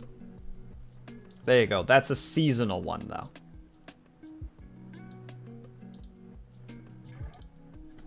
There you go. We did it. There you go, Lunity. You got your special white chocolate mocha. Honestly, I feel like that would actually be pretty decent. As somebody who does actually like the peppermint flavor, I feel like that wouldn't be that bad. Look at this. The menu's coming together. We're slowly producing it. Cut to me just ha-haing this, and then 3 months from now, I'm like, guys, I've moved over to Vinyan, and I created an entire 3D space that is a little coffee shop called Will Sleeps Not. Come on in, everybody. No, I can't even say that out loud. I can't promise that that's a thing.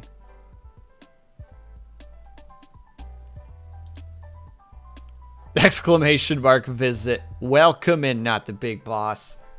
Enjoy our 3 coffee drink selections. No, we need other coffees. Hold on. Coffee recipes, I guess. I'm very bad at Googling things. One of them has to be like, hold on, well, we already technically have a caramel coffee, but I want another one because I love caramel. Oh, wait, there's the one that you were talking about, not the big boss. I think you said the caramel macchiato. Hope I'm saying that even mildly correctly.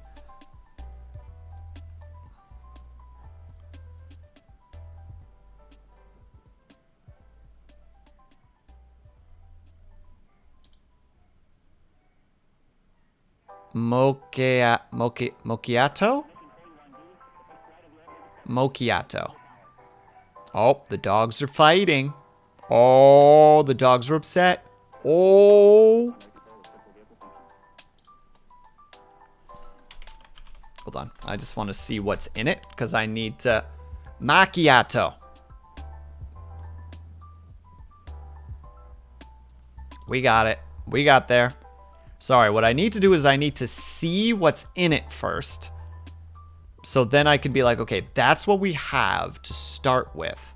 What can we do with it? Because we have the caramel macchiato, which is reduced fat or whole milk, vanilla syrup, espresso, and caramel sauce. Specifically to drizzle.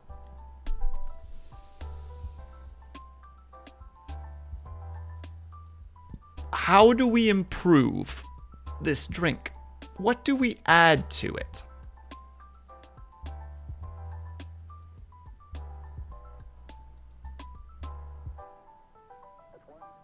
Oh, and specifically, it's the milk is foamed prior to all of the rest of the stuff.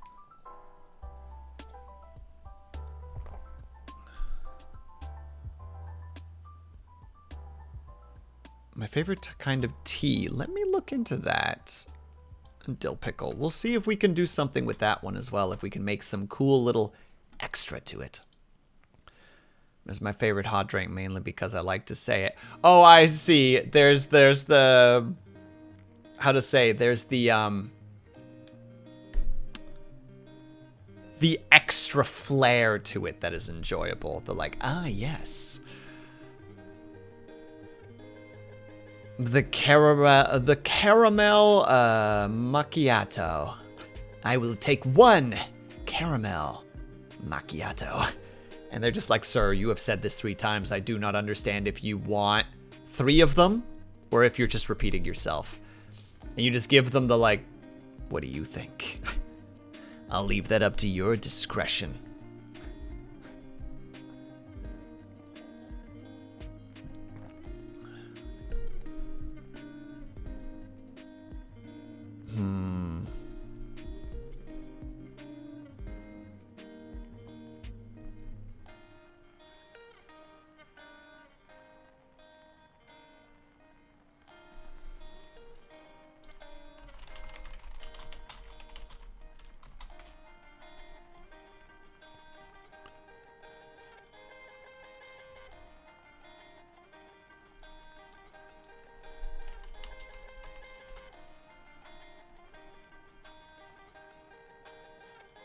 Oh, okay. What if we call it... Okay, hear me out. Hear me out. Sorry, I don't know why I'm having so much fun with this right now, but it's just like, yeah, other ideas. What if we call it...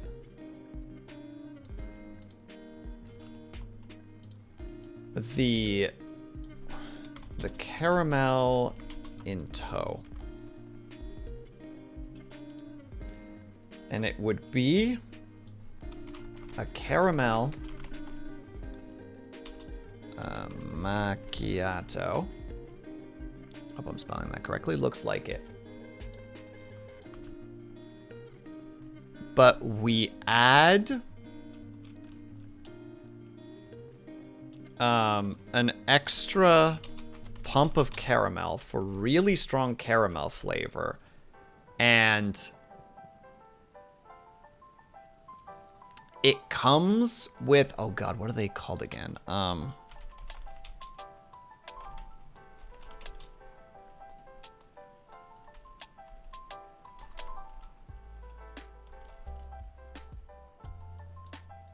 Hold on, I need to remember what they're called.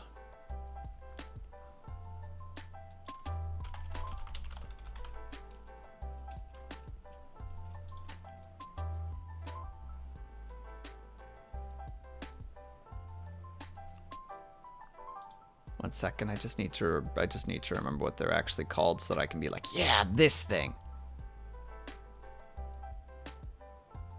Ooh, okay, and it comes with a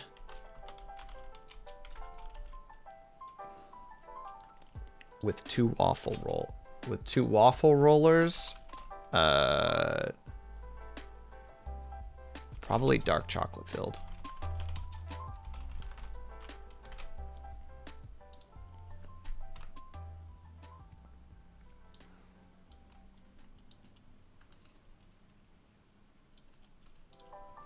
We'll shrink this down just so that it's not ridiculously large.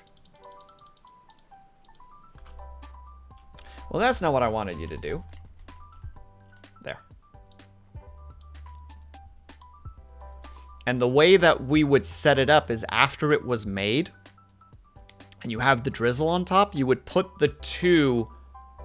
I don't think I spelled waffle right. Oh, I did spell waffle right.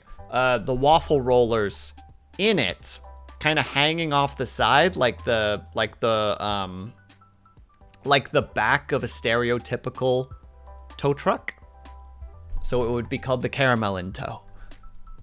So it's a caramel macchiato with an extra pump of caramel. So it's a vanilla caramel mixture, and we add 2 extra waffle rollers to it just on the side. Hello there, Orange. Thank you so much for the raid.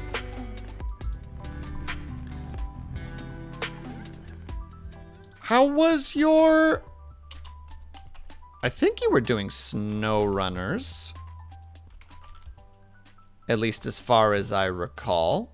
You were just chatting. Oh no, that completely throws me for a loop right now. Oh wait, no, you were talking about snow runners specifically. And hello everybody, thanks so much for stopping by. We're just doing something. No problem, Brian. Have yourself a good night. We're coming up with, I don't know how we got here, but we're coming up with if I owned a coffee shop, what kind of coffees would there be? That's what's happening right now. We're coming up with coffee ideas, or specifically we're coming up with pre-made coffee ideas and adding our own twist to it. Do you have hot chocolate? Not yet, but we're getting there, Orange. We're currently looking at a tea, but we're trying. So right now we have the caramel soy, which is a soy latte with 2 pumps of caramel and an espresso shot. We have the Sleepy Frenchman, which is a French vanilla with a shot of NyQuil. No further questions. And also, hello, Rommel. How are you? We have the caramel in tow, which is a caramel macchiato with an extra pump of caramel and 2 waffle rollers that have dark chocolate in them that you just either have beside or in your coffee or in your drink. And we have the White Christmas, which is a white chocolate mocha with a scoop of crushed candy canes in it. That's what we've got so far. Are any of them any good? Who knows? I'm just having fun coming up with really dumb things. But also, Orange, if you are raiding out, if you need to go take care of yourself, please by all means do so. We like our peeps to be happy, healthy, and taking care of themselves. So if you need to go and step away for a bit to go get some dinner, or to go hydrate, use the bathroom, decompress, relax, sleep, stretch, whatever it is you need to do, please by all means do so.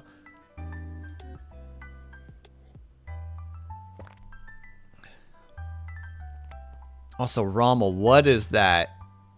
What is that emote that you have used? What is that?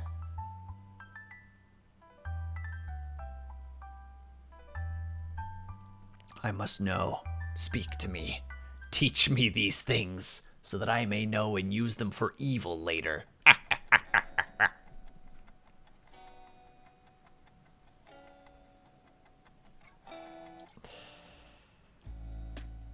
Let's see, I use cream in green tea occasionally. I don't know if that's what you're looking for when it comes to tea. We were just, Dill Pickle just recently mentioned a tea, and I do not know for the life of me of how to pronounce this, unfortunately. It is called a Punjabi masala chai tea. I hope I'm even coming close to saying that correctly.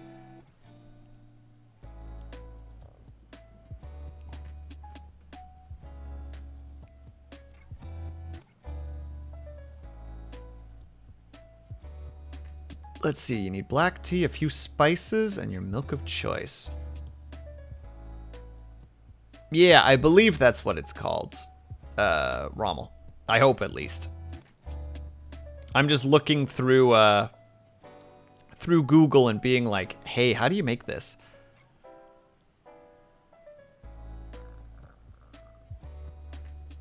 Okay, so in this case, you are taking fennel seeds, cardamom pods, water, loose leaf black tea. I don't know what jaggery actually is. And milk. What is jaggery? We're about to learn a lot of things today.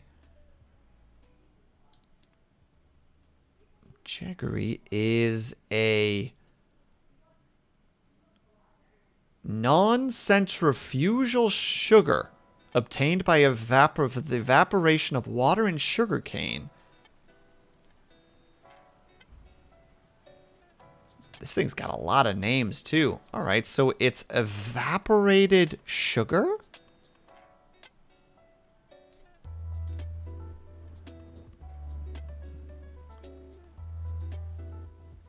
Apparently, it is considered healthier than white sugar. It contains some vitamins and minerals, making it comparatively healthier than white sugar. Huh. I'm learning a lot of things today. I just would have no idea what this tastes like. That's my problem, is like, I'm like, I would love to be able to like modify this and turn it into a silly named drink. But I'm like, heck, I don't really know what this tastes like. Which makes me sad, because I'm like, well, I want to build on this. I want to construct something. I also don't know what cardamom pods are. Cardamom pods. Sounds like my music is lagging slightly. Hold on, I'll close some tabs so that it can breathe a little bit more. Also, I think we're just going to kill closed captions today because it's so far behind. We're just accepting our situation and moving on.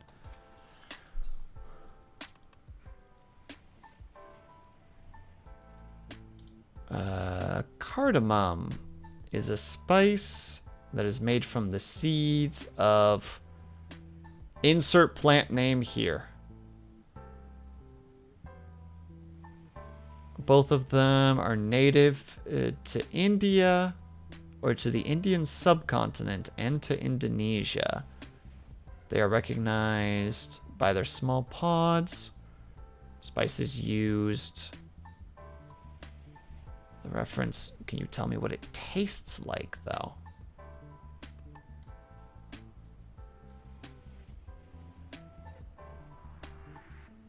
It has a strong taste with an aromatic and resinous fragrance. It's more smoky, though not bitter aroma, with a coolness which some consider similar to mint. I am learning a lot of stuff right now, and I do not know how to approach that because I can't quite picture it, but they're comparing it slightly to mint, sort of, but not in terms of its flavor, in terms of its coolness that comes from it. Also, Lunity, what you just said is frightening to me.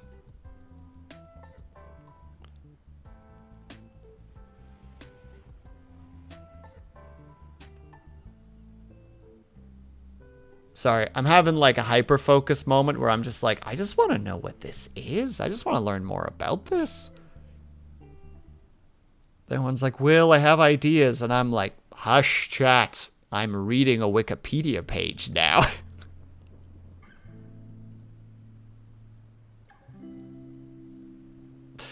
Terrible. Just terrible. Let's see, we already have a Christmas one, so we can't really have another Christmas one. I don't know if I can do anything with this one at the moment because I don't understand it enough.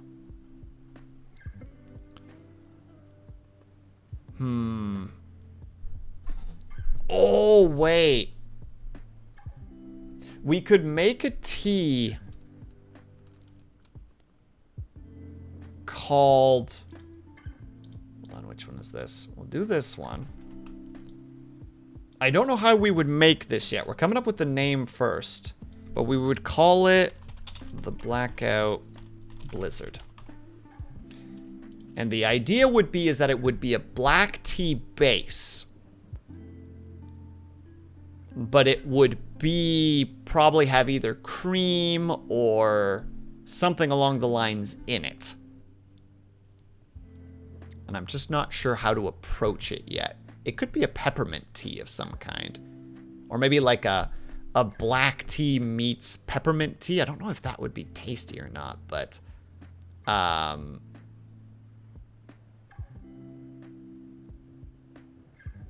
we'll ponder it when I get back. Unfortunately, the ads are crawling in on us, so we need to take a tiny little break, and I apologize in advance. If you guys can, or able to, I hope that you get up and stretch. Grab yourself something to eat, grab yourself something to drink. Make sure you guys are taking care of yourselves. I'll be back ASAP. BRB.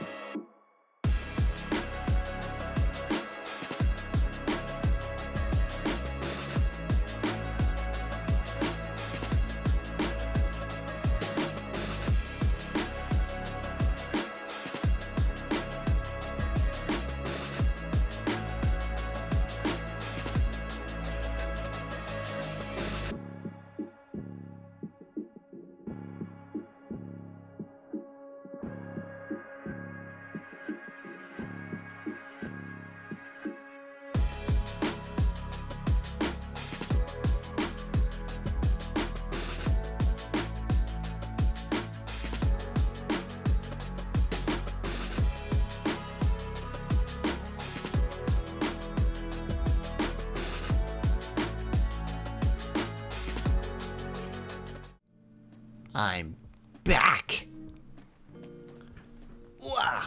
I hope that everybody took that 3 minutes in a very useful and productive way. That everybody out here, cozy and comfy, a little bit more hydrated. I have to not be sitting like this. Brr. Actually, wait, I need to do one thing I've forgotten. I'm embarrassed.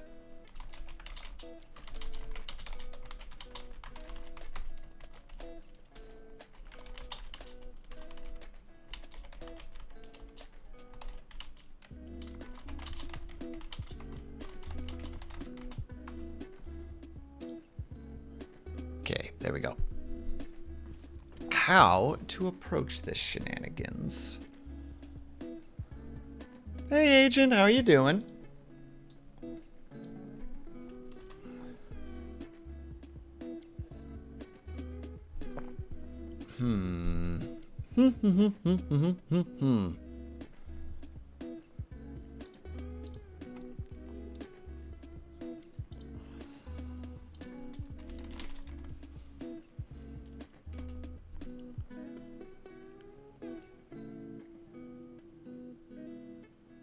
Well, I made a poor financial decision. Ain't that the summary of the last couple of weeks? Yeah, preaching to the choir here, my dude. I mean, I tried not to, but every now and then you just do something a little bit silly and you're like, was that a good idea? Well, you know.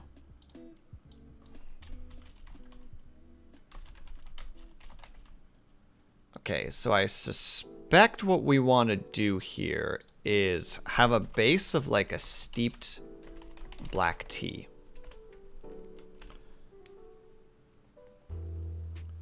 A Crusader helmet in the same style of as Swagger Souls.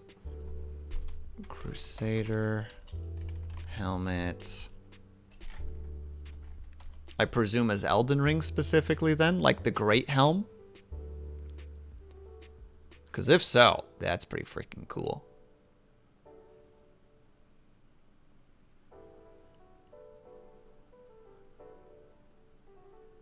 Swagger. Oh, I don't know them. Hold on.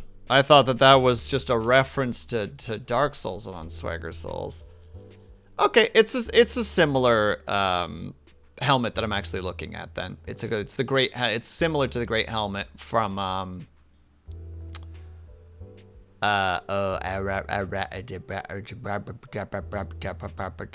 Elden Ring.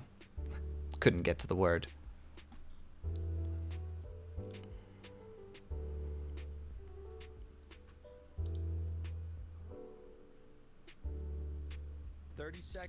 No, I don't want to.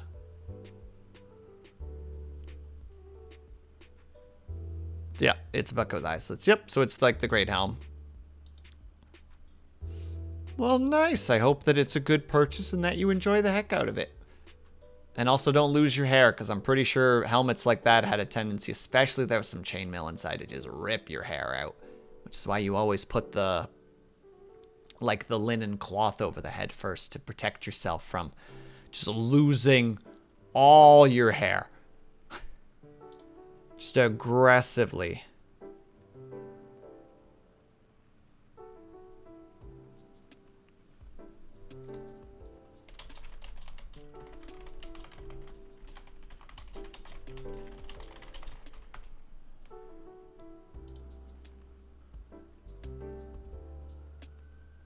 I can't wait to have now. Make sure that you, one, are not just hurting anybody for no reason, and two, putting some padding in that helmet, because headbutting somebody with that thing is the equivalency of putting a cooking pot on your head and hitting it with like a mallet. That shit'll freaking rattle your brain if you don't put some padding in there.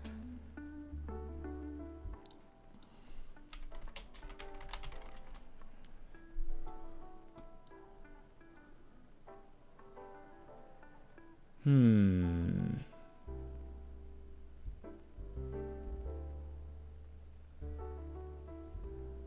I don't know creamers for tea really well.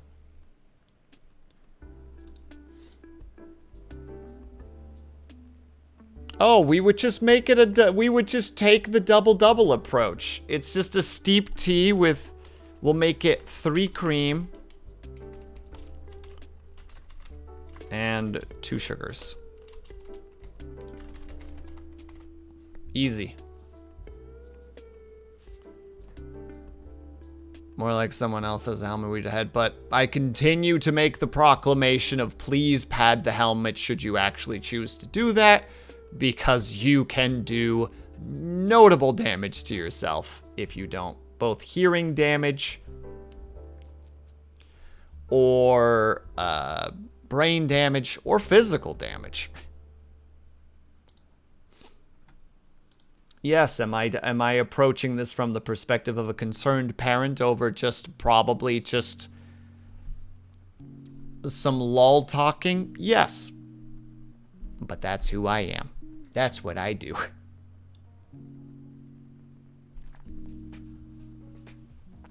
All right, so there we go. We have a tea. We have a couple of different types of coffees.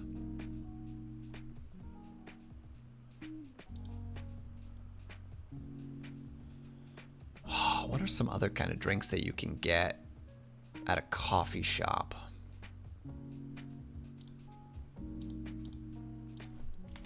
Coffee shop drinks. Why don't I do that? That makes even more sense. Cappuccino, not a bad thought process. How do you make a cappuccino? Cappuccino.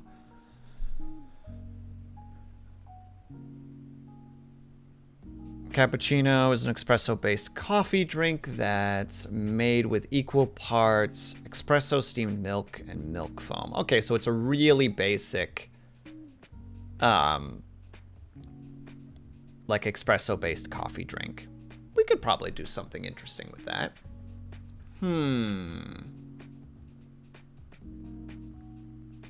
When you try your best to be creative, in the moment that you're like, yeah, I can be creative, it's just like, no, you can't. It's like, ah, dang it, brain, you're right. You're right, you got me. I've been heckin' got.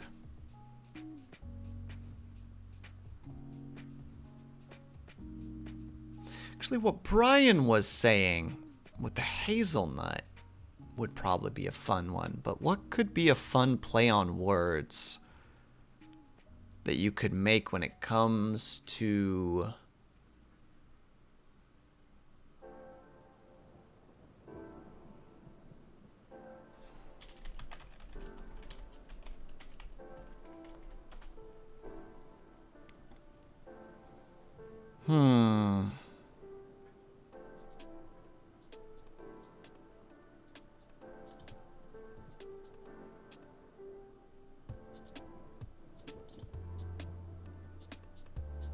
Pondering on like some kind of a drink pun when it comes to hazelnuts, and I can't quite think of one right now, which is always such an annoyance because you're like, no, I can do it. I can come up with something on the fly, and it's like, no, you can't. Sometimes it just takes a second before you can put the pieces together, and that's all right.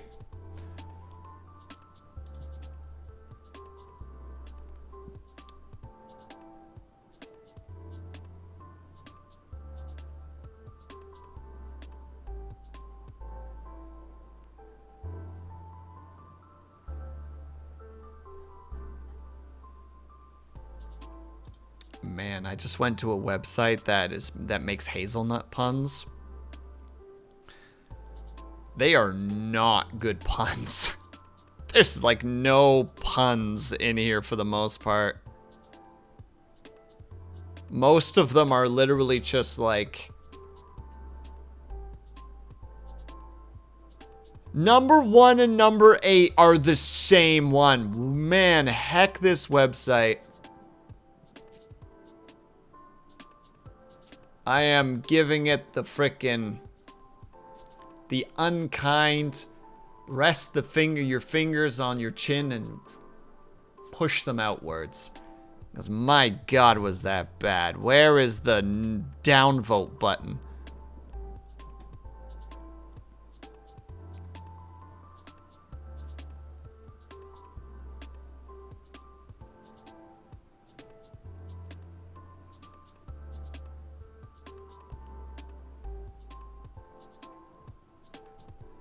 Emphasis on the nut part. Not a bad idea, Agent. Not a bad idea. What do you call a moose with no name? A moose? Question mark?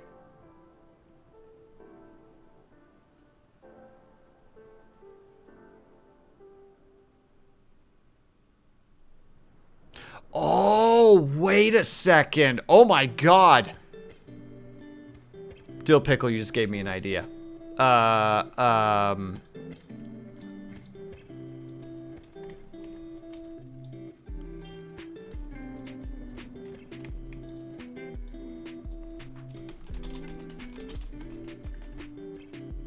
how do you spell moose? I think it's this?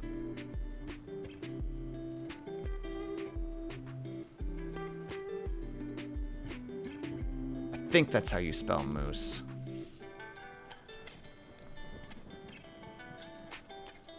So it would be not a moose. Boo! Boo!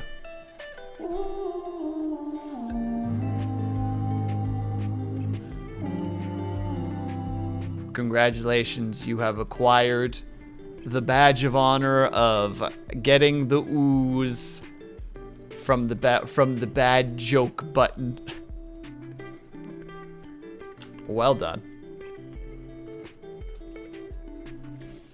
Gosh dang it.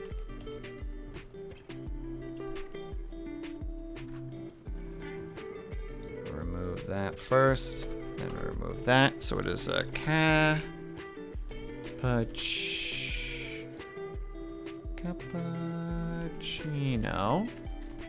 with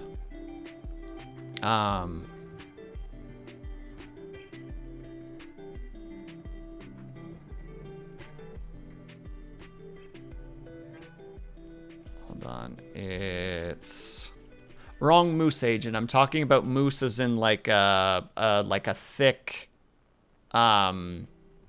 oh god, what the heck is moose?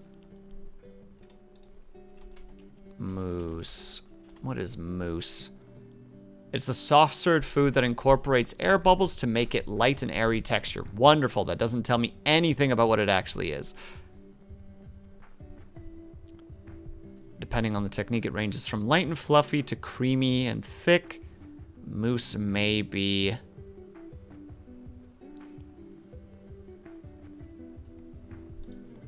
So it would get a hazelnut shot.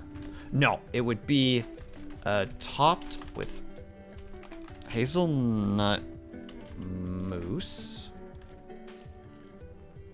I'm on culture, please explain. It's kind of like a pudding,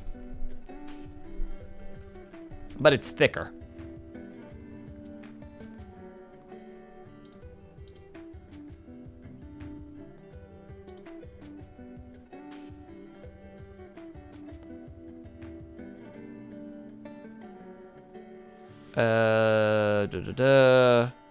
Sweet. Oh, there's also apparently savory versions of mousse. I did not know that, but sweet mousse is typically made from whipped egg whites, whipped cream, or both, and flavored with one or more of chocolate, coffee, caramel, puree fruits, or various herbs and spices such as mint or vanilla. In the case of some chocolate mousse, egg yolks are often stirred into melted chocolate to give the final result a richer mouthfeel. They're typically chilled before serving, which gives them a denser texture. Additionally, they are often frozen in silicone molds and unmolded to give the mousse a defined shape. Sweetened mousse is served as a dessert and is usually an airy cake filling, or used as an airy cake filling. It is sometimes stabilized with gelatin. I did not know that. Hey, Orange. Have you ever seen a moose in the wild? Yes.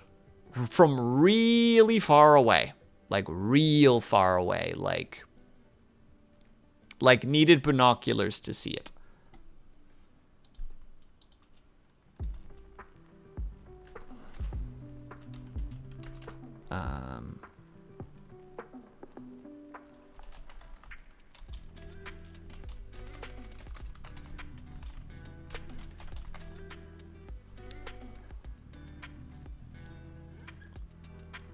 I'm not convinced they exist. Well, they exist, I assure you. They definitely exist. And they're very, very large. Even from a distance, if you look at them through binoculars, there's like a, oh, that boy big.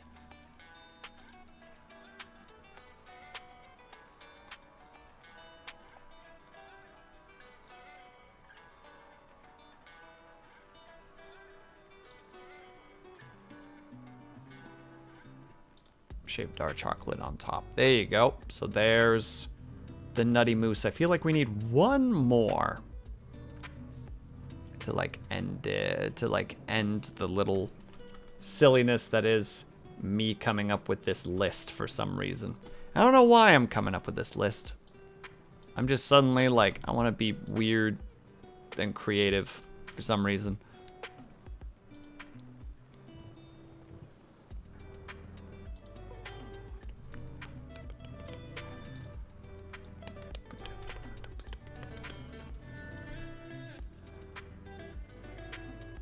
I'm in South. MO. Never seen a moose, but capable of hunting one. They're big freaking boys. Very lovely creatures, but very spoopy. Just in the sense of how insanely big they are. Hey, Cobalt, thank you for the stretch and the hydrate. Where... Gosh dang it. 1 second, I've forgotten my tea.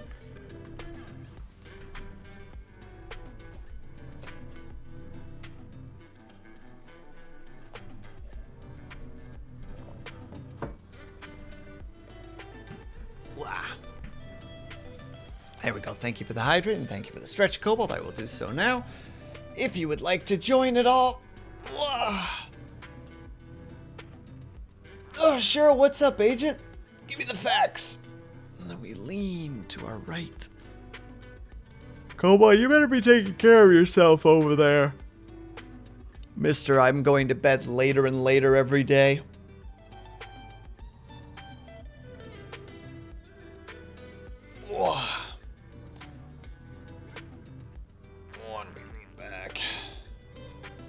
My grandfather had a pet elk. Dang, that's awesome, actually.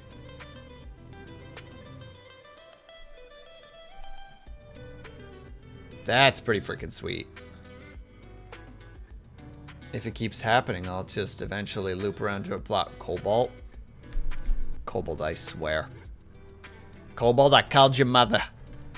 She's very upset with you right now.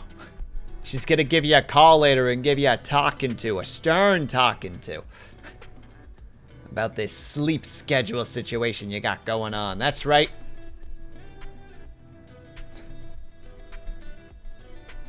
I don't think she is, but sure. Well, how dare you not play... Look, Cobalt, stick to the script. Stick to the script, buckaroo. Come on. We're VTubers. I know you got the script.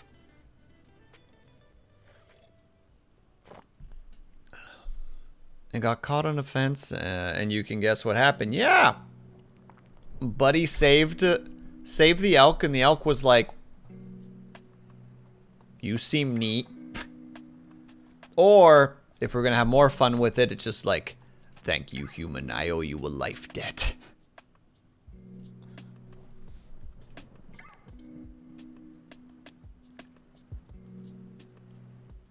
Oh, actually... A similar thing like that has happened to me, kind of, in the sense of that I've had to save an animal before from a situation. It's one of the reasons I always carry a pocket knife with me.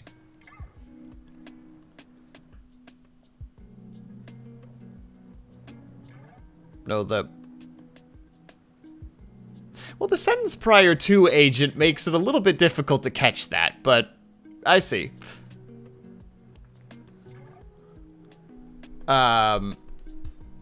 I've had to do that before again. Like there's a thing in with my dad and I where it's like you should always try to keep a pocket knife in your pocket, like whenever you're on the farm, because you never know when you need to use it. Like it has such versatility. It can be like a really quick makeshift screwdriver. It can be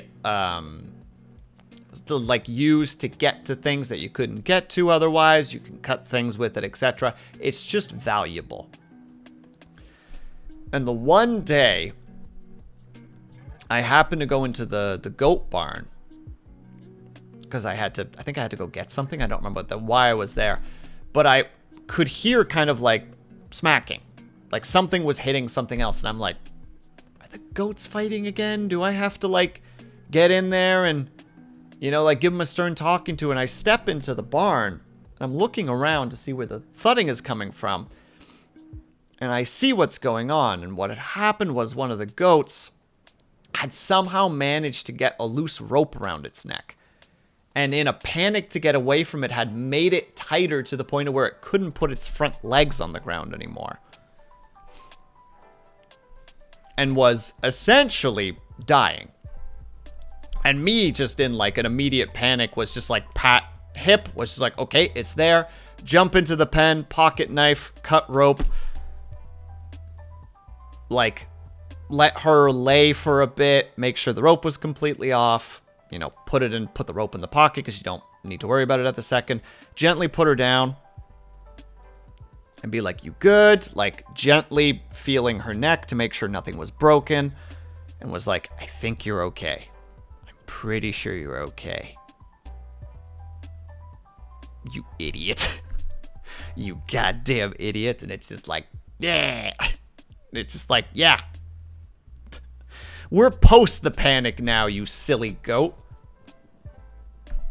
You SOB, you worry causing you. If I hadn't come in here at this moment, I don't know if you'd be alive still.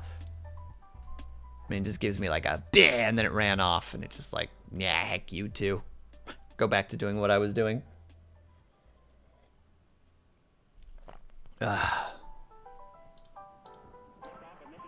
But yeah, that's why I always have a pocket knife on me these days. Because there's always a chance that it's needed for something. Yes, Lunity, what's up? Unrelated question. Sure, what's up?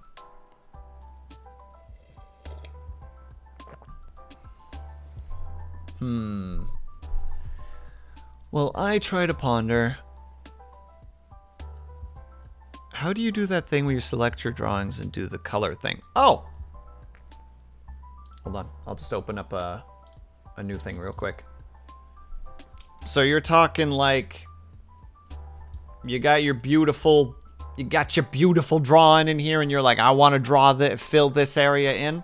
What I do specifically is hit W. Select the outside so that the outside, as you can see, is... selected. And then normally what I do is I go to the very top to select, expand selection, and then like 1 pixel. So if you do a really thick, yeah, W. W is your magic wand.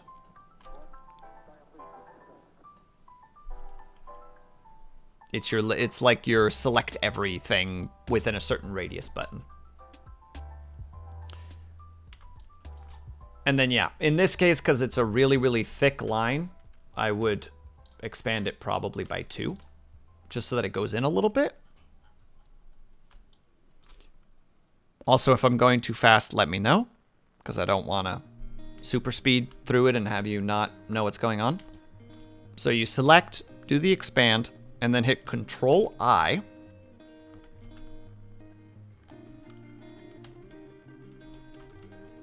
Sorry, Control-Shift-I. My bad. Don't know why I thought it was Control-I. Control-Shift-I, because that inverts your selection. So right now, only the inside of this is selected by the selection. And then what I do, actually I'm going to move the Clip Studio for just a second so that you can see it easier.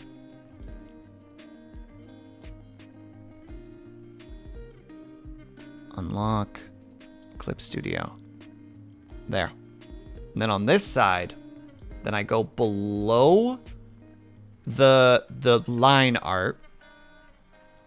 And you can do just like a paint bucket thing if you want, or you can manually with a brush go over it, just a gray, and just color it in, because then you have a base.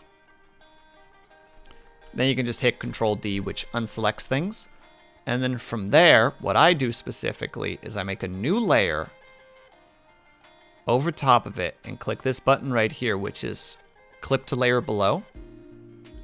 It'll get this little pink bar beside it to let you know that it is connected to the thing below.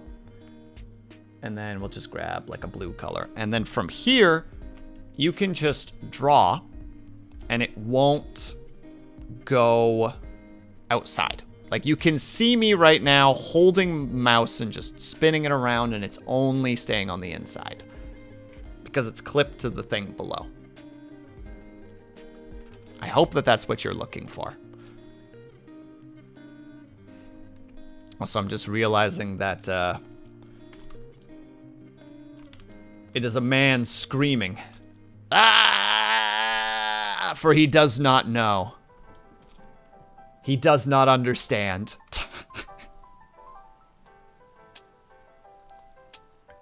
The world is confusing to him and he does not know. Anyway, there you go. I hope that that was helpful. I am now gonna go and get one more.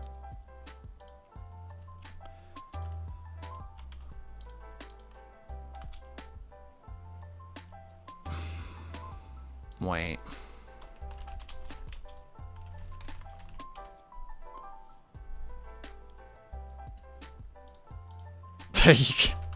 The screaming man. Perfect.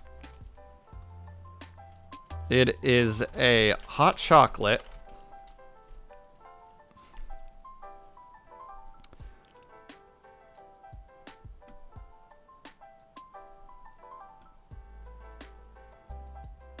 With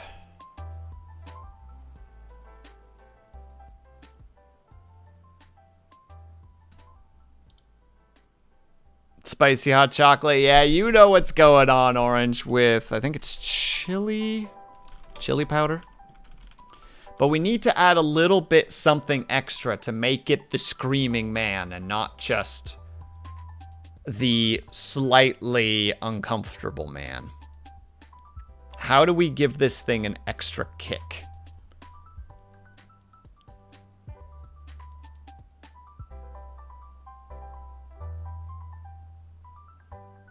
Ooh. Topped with whipped cream. And cinnamon powder. Don't know why I added an E at the end.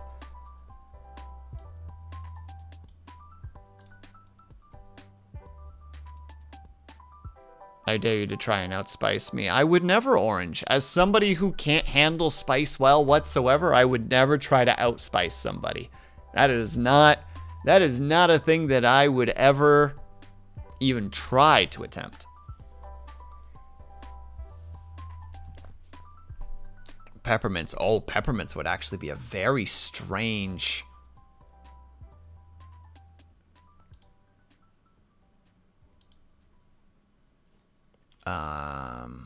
Ooh, how would you approach that?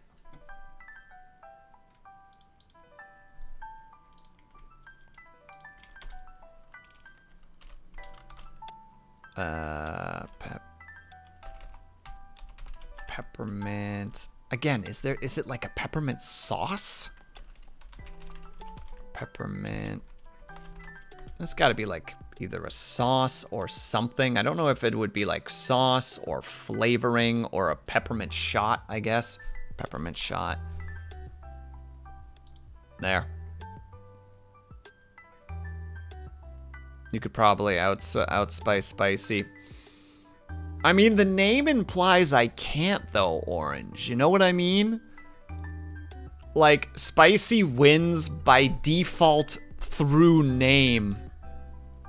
Like seniority, you know what I mean? Oh, powder, yeah. No, I think we'll keep it to... Is there such thing as a peppermint shot?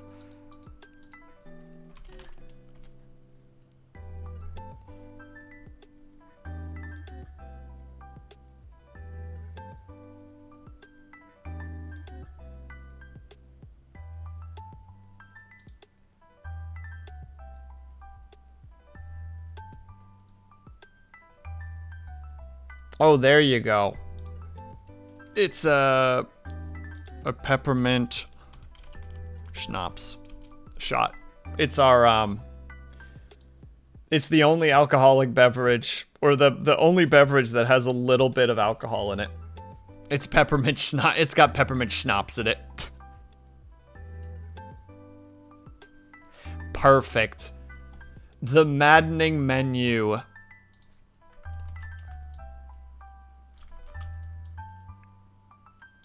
Of Will Sleeps Not Coffee. Or of just the Will Sleeps Not Coffee shop.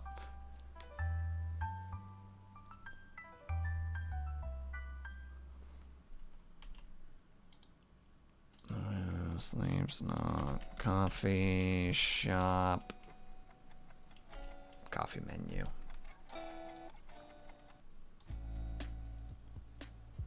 Again, don't know why that thing is so... There. There's our silly little menu. We have the Caramasoy, which is a soy latte with 2 pumps of caramel and an espresso shot. We have the Caramel in Tow, which is a caramel macchiato with an extra pump of caramel and 2 wafer rolls of filled with dark chocolate. We have the Nutty Mousse, which is a cappuccino topped with hazelnut mousse and shaved chocolate and shaved dark chocolate. We have the Sleeping Frenchman, which is a French vanilla with a shot of NyQuil. I don't know if we can keep that one legally, but it makes me laugh. We have the Blackout Blizzard, which is a steeped black tea with 3 cream and 2 sugar. Very Canadian, but just with a little bit extra cream. Because some people just like some extra cream in their coffee, you know what I mean? That's just how they live their lives, and it's okay. I'm gonna move that a little bit more to the side so it's not as close to the edge there. Then we have the Screaming Man, which is a hot chocolate with a peppermint schnapps shot, with chili powder, and it's topped with whipped cream and cinnamon powder. I feel like this one would be a rough drink. And then finally we have the White Christmas, which is a white chocolate mocha with a scoop of crushed candy canes. And Dutch for 3 minutes. We can do that, agent. Give me uno secondo while I get that started. Where is my thing? Wait, that thing is still up?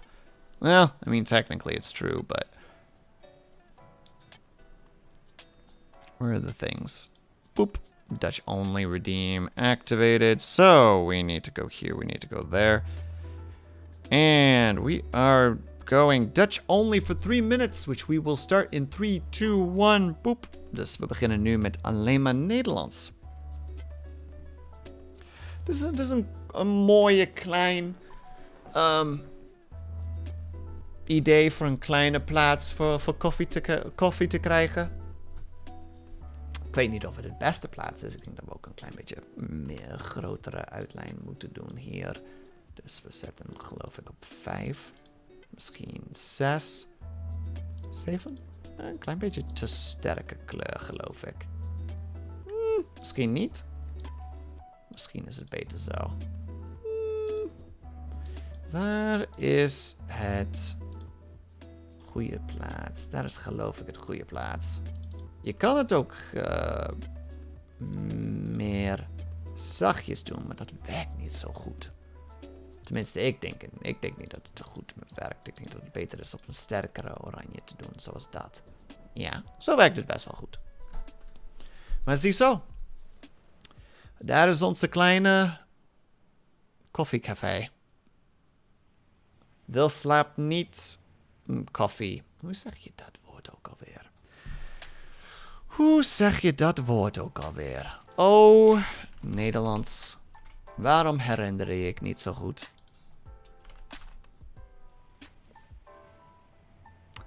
Ja, het kan wel. Oh, de koffiezaak. Niet de winkel, maar zaak. Dat werkt een klein beetje beter, geloof ik. Dat klinkt een beetje beter, tenminste.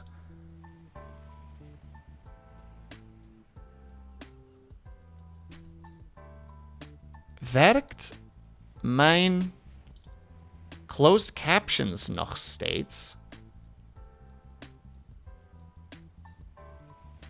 Hey Spencer, hoe gaat het met jou?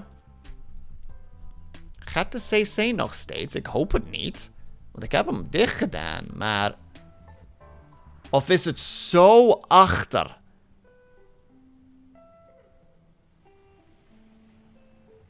Oh ja, het is zo achter.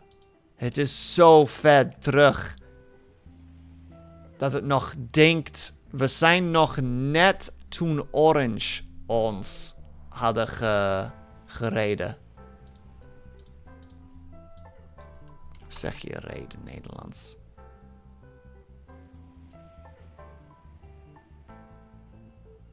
Inval? Of aanval?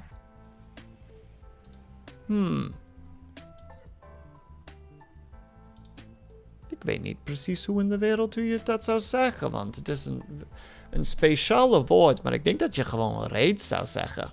Want dat maakt het meeste sens voor mij, maar misschien ben ik mis ermee. En dit is chocoladedonder over en uit. Poep, poep. And we're back to English. Poep, poep. We did it. We're back. How are you, Spencer? I hope that you're doing well.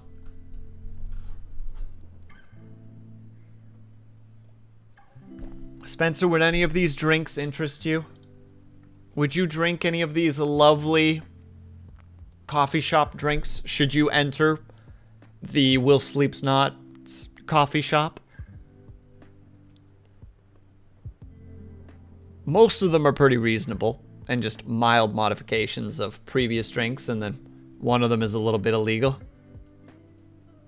Totally hacked up my sleep schedule last night. Well, I feel that, my dude. I woke up at 4:30 today p.m. So that should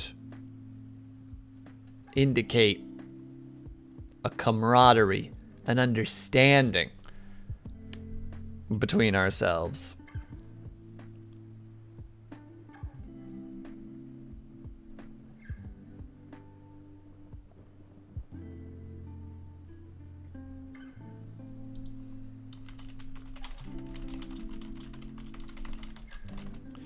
Sorry, just giving a friend some sass at the moment.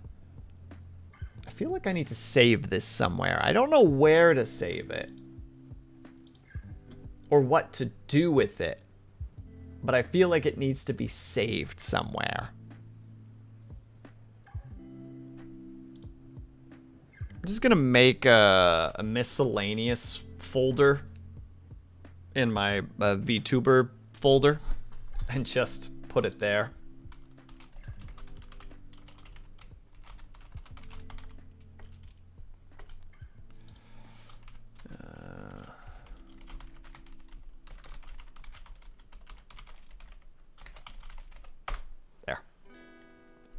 Again, I don't know what to do with this, but we'll use it for something. Man, you are noisy today, you darn. Ugh. I think my microphone arm is at its wit's end. R.I.P. little microphone arm. You've been doing your best. But I think it's almost time to cast you aside. And get a cool new better one. I feel like it just needs to be a little bit more to the side. Blackout Blizzard is really the only thing that appeals to me. I'm not a fan of elaborately flavored hot drinks. That's fair. We were just having fun with it for the most part. I mentioned talking about a coffee shop and owning a coffee shop and having the coffee shop specifically so that you could just have the ambience of a coffee shop. You know what I mean? Like, just like, oh, I won the lottery. I'm gonna buy and, like, create a coffee shop for myself. Only to get some employees, figure out the drinks that I would want to drink, and then every day for a few hours go to my coffee shop and just, you know, like, order one of the drinks and maybe, like, a snack, and then just go to one of the quiet parts of the coffee shop and just enjoy the day the ambience of the coffee shop. Just the silliness of that. I'm slowly weaning off putting sugar in my coffee. Oh, very nice, Spencer. I hope that that's going well.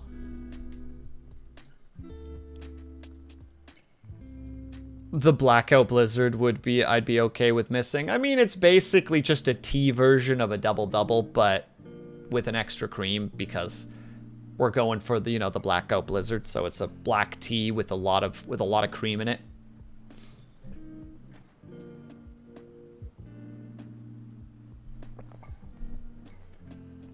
Oh, and you would have the Sleepy Frenchman, Luna D. Because that's a little bit... That one I'm a little bit concerned about.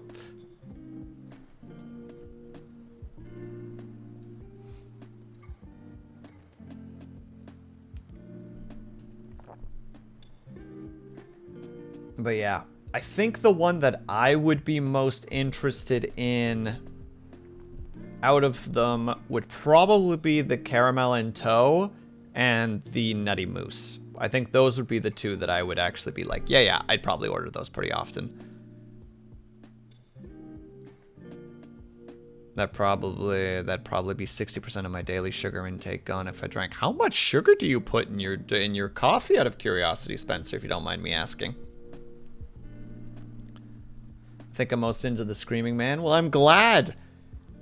Me not knowing how in the world spicy hot chocolate works.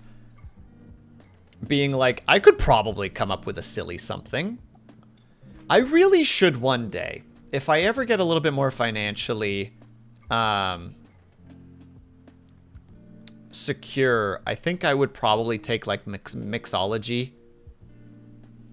A mixology class, because I feel like that would be fun. Or if I was more financially secure, I would forego the mixology and just buy the ingredients and just try to make my own crap and be like, yeah, pretty good.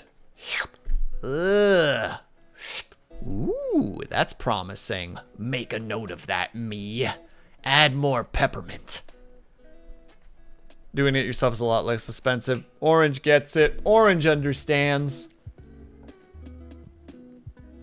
A heaping teaspoon. It doesn't seem like that much sugar.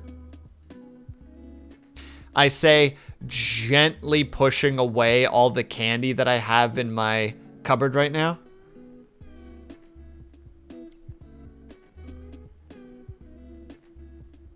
But training your tongue is the most important. Oh, that's a good point, Orange. Yeah, like you actually having to be like, unironically, like one of those wine connoisseurs where you like have to take the sip and be like, okay, what works and what doesn't? You know, like for instance, if you're having the Screaming Man, for instance, if you take a sip and it's like, something's off. Let's try without the cinnamon powder next time, because I suspect that might be the issue. And then have a sip later and it's like, no, it's actually less good now. Dang it. I mix booze, coffee. I mix booze and coffee. I always fuck up. I'm not sure what you mean, Agent. I mean, unless you're saying that you mix the drinks and there's always a little bit too much of one or the other, in which case, I get that. There's an art to that shenanigans. I'm trying to learn that with cooking at the moment, where I'm like, okay, well, how much of this do I want versus this? Like, I think I've mentioned before that I've been trying to learn how to make like a breakfast wrap recently, which is just bacon, eggs, cheese, and chipotle sauce in a wrap. And I think I finally figured out how to roughly make it properly, and now I'm at the stage where I'm like, okay, I've hit the point where it's good. Like, I can consistently make it good. Now I need to start experimenting with seasoning and seeing if I can make it great.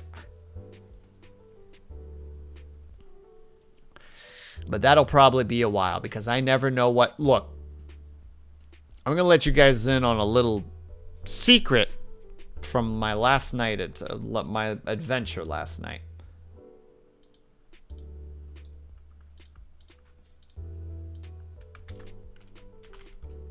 Oh my freaking god, why is it like this?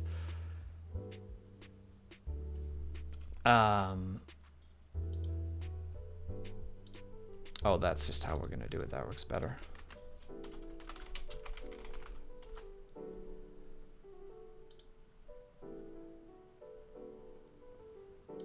Hold on, sorry, my brain is suddenly shutting off. Yes, so yesterday I was a post-stream. I was like, man, I'm kind of sleepy. It must be because I'm hungry. So let's go make some soup. So I go and try to make some soup. Have you ever tried to cook while brain dead? And also just having, like, impulsive thoughts galore? And hell yeah, Dill Pickle. I'm glad to hear that I kind of made it to some degree. Let's go. That's what was happening with me last night. Like, there was just no logic to my brain. I was just like, yeah, I'm gonna go cook my soup, which I, like, always make. So, you know, I have, like, a soup mix packet bag thing that I throw into the pot, and then I put water in it, mix it up with a whisk, start letting it boil, and, like, add ingredients as I go. So I have to usually add a little bit more water and such. And so here's how it went. I wrote it to a friend last night. So it was add mix, add water, boil, put in peas, put in onions, put in leek, put in more peas, put in sliced up ham, put in the seasoning bag. There's this little baggie that I get from my mom sometimes. They're these seasoning tea bags, basically, that you can put into your soup. You basically just tie it to the side of one of the handles and just let it soak in, and it just adds extra flavor. Put in more peas, put in more leek, put in a bay leaf, put in garlic powder. I've never put garlic powder in a soup before. Put in more garlic powder. Put in nutmeg. I've never put nutmeg into a soup before. Put in a lot more nutmeg. Why? No clue. Just brain's like, yep, do that. Put in salt. Throw in the ground beef that I had just finished cooking. Put in more peas. Put in macaroni because it helps thicken the soup. Actually, a wonderful choice. Would recommend. Put like either rice or macaroni or some kind of other pasta into your soup. It thickens it up. Don't put a lot in, though, because that crap will absorb stuff and it will go from a soup to a stew real quick.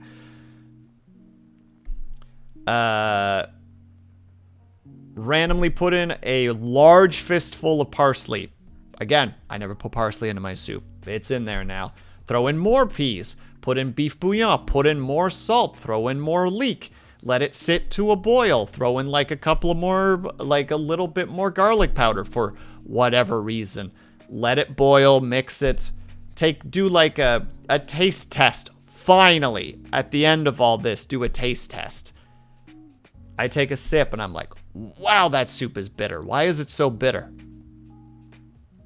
Add more salt.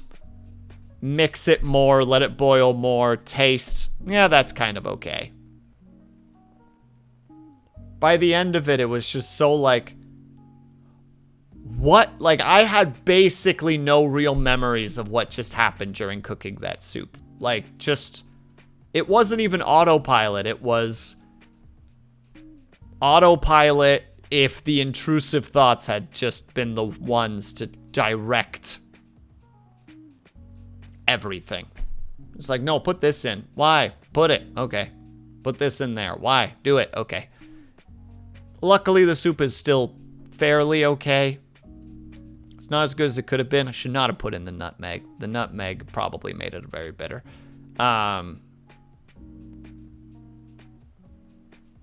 Brain dead is how I broke the microwave. Minerva, did you put metal into the microwave? Like a spoon?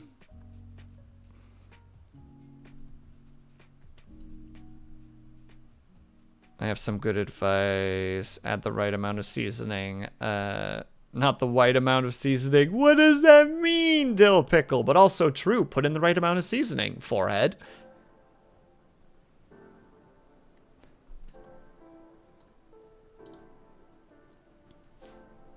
And it's like, correct. Much like the lad right there, just dab on it. Plastic Tupperware. Too much time, not enough moisture, melted. Ooh, yep. Yep. Yeah, I feel that, Minerva. I had these bowls that for the longest time, these plastic bowls, I actually have one right on my desk. Enjoy that free ASMR. That for the longest time, I would just be like, oh yeah, just chuck them into the microwave. You know, for just like a minute whenever I wanted to heat up like soup or something else. And then finally one day, I was just like, man, the rim of this thing is being kind of funky. You know, like you can kind of hear it here, like my nail against a part of it. Like, it's not smooth. It's, like, kind of wrinkled. And finally, I was like, are these microwave-proof?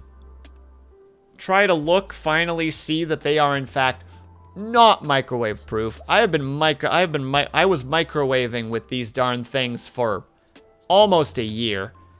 Finally, just like, oh, all right, well, these are now cereal bowls. So many BPA, but it's fine, Orange. I'm not... Cough up blood. I'm fine.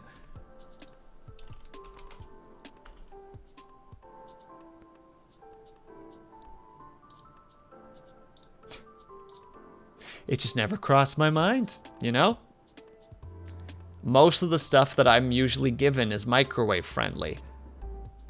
So then afterwards, why are you giving me a frown? This was like 5 years ago, Lunity. I haven't done it since. These things, these are purely like cereal bowls or like chip bowls. Or maybe candy bowls. They are purely for non-warm things.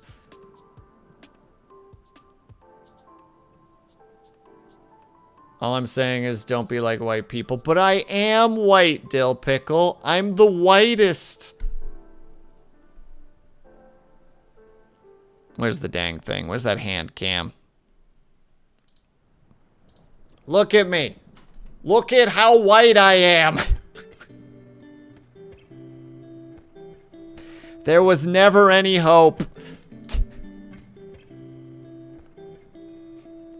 Don't get me wrong, I do season, but most of my seasoning is salt.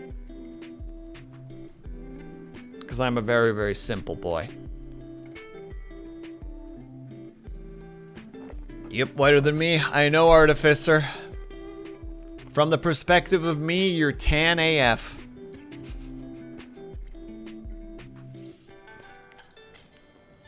So if anybody ever calls you, like, really pale, just be like... My one friend is paler. Or just be like, compared to some people, I'm actually considered... My friend says I'm tan. Just be like, no, that's not how this works. I'm gonna reverse Uno the heck out of you, nerd.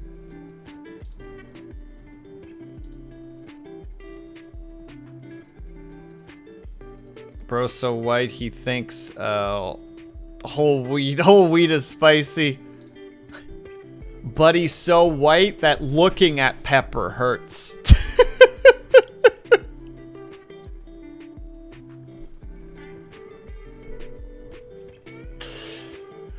Ah, me, lol.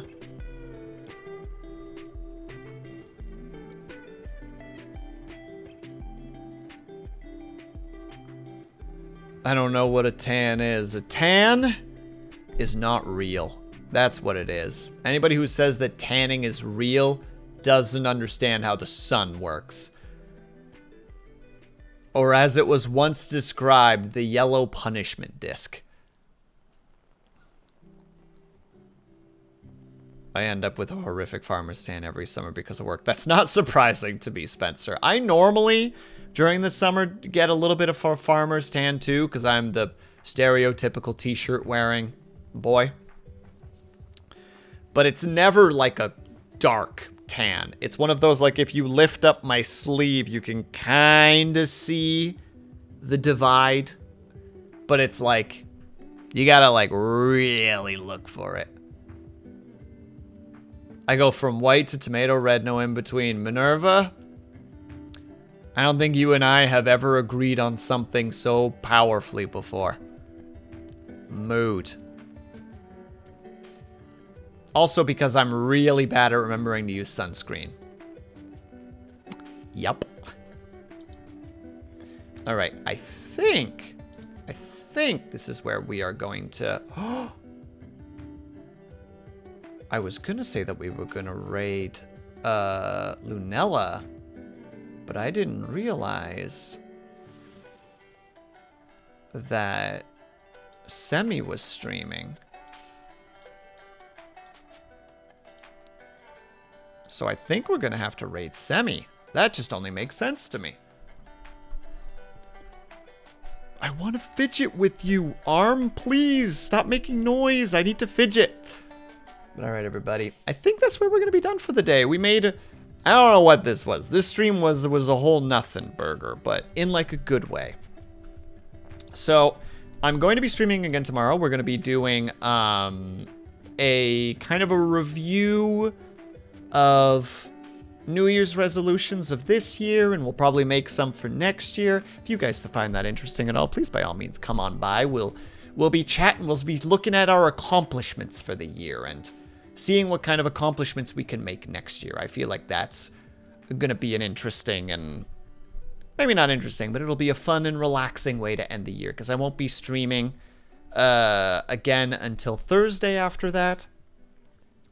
There's a pretty good chance, though, that on the 31st in the morning, at least EST, I will be hanging out in Luna D's stream during her New Year's Eve stream. We still got to figure out the details there a little bit, but I will probably be over there. So I will make an announcement on the Discord when that happens. But yeah, we are going to go over to Semi, because Semi is doing an art club review of some kind. Hold on, it also says that it's her affiliate anniversary, so I'm just gonna hit the button there really quickly.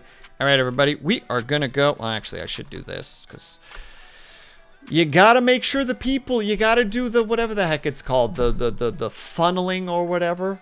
Just like, oh, I have an audience looking at me. Look at these other things that you should go and check out. You don't have to though. No pressure. Of course, no pressure. But we're going to go ahead and raid Semi. If you are subscribed, please use this raid message. If you are not subscribed, please use this raid message. God damn, 23 people. At this point, I will once again give a big thank you and a shout out to the Con Artist and to Imitation Orange. You guys should absolutely go follow them, because they are lovely individuals. Con Artist is part of a D&D group that I am part of, where we try to once every 2 weeks, I think, do a live stream over at Audio Ignis's channel on Sunday. Sorry, my brain is scatterbrained right now. And Orange is just a cool cat. And that's it. That's all you need to know. Orange is a cool cat. Go support them. All right, everybody, a quick outro, and then we are done for the week. So, thank you guys so much for sticking around, for whether you were chatting, whether you were lurking, whether you just popped in and out for a second. Know that you were super appreciated. Hope you guys are having a great day, afternoon, evening, or night, whatever time it happen to be for you. Hope you guys are taking care of yourselves. I hope that you're drinking plenty of water. And when you finally do sleep, whatever time that happen to be for you, I hope that you have a very restful sleep. If I don't see you guys tomorrow or the day after, have yourselves a great New Year's Eve and subsequent New Year, and I will see you guys the next time that I see you. Bye-bye for now.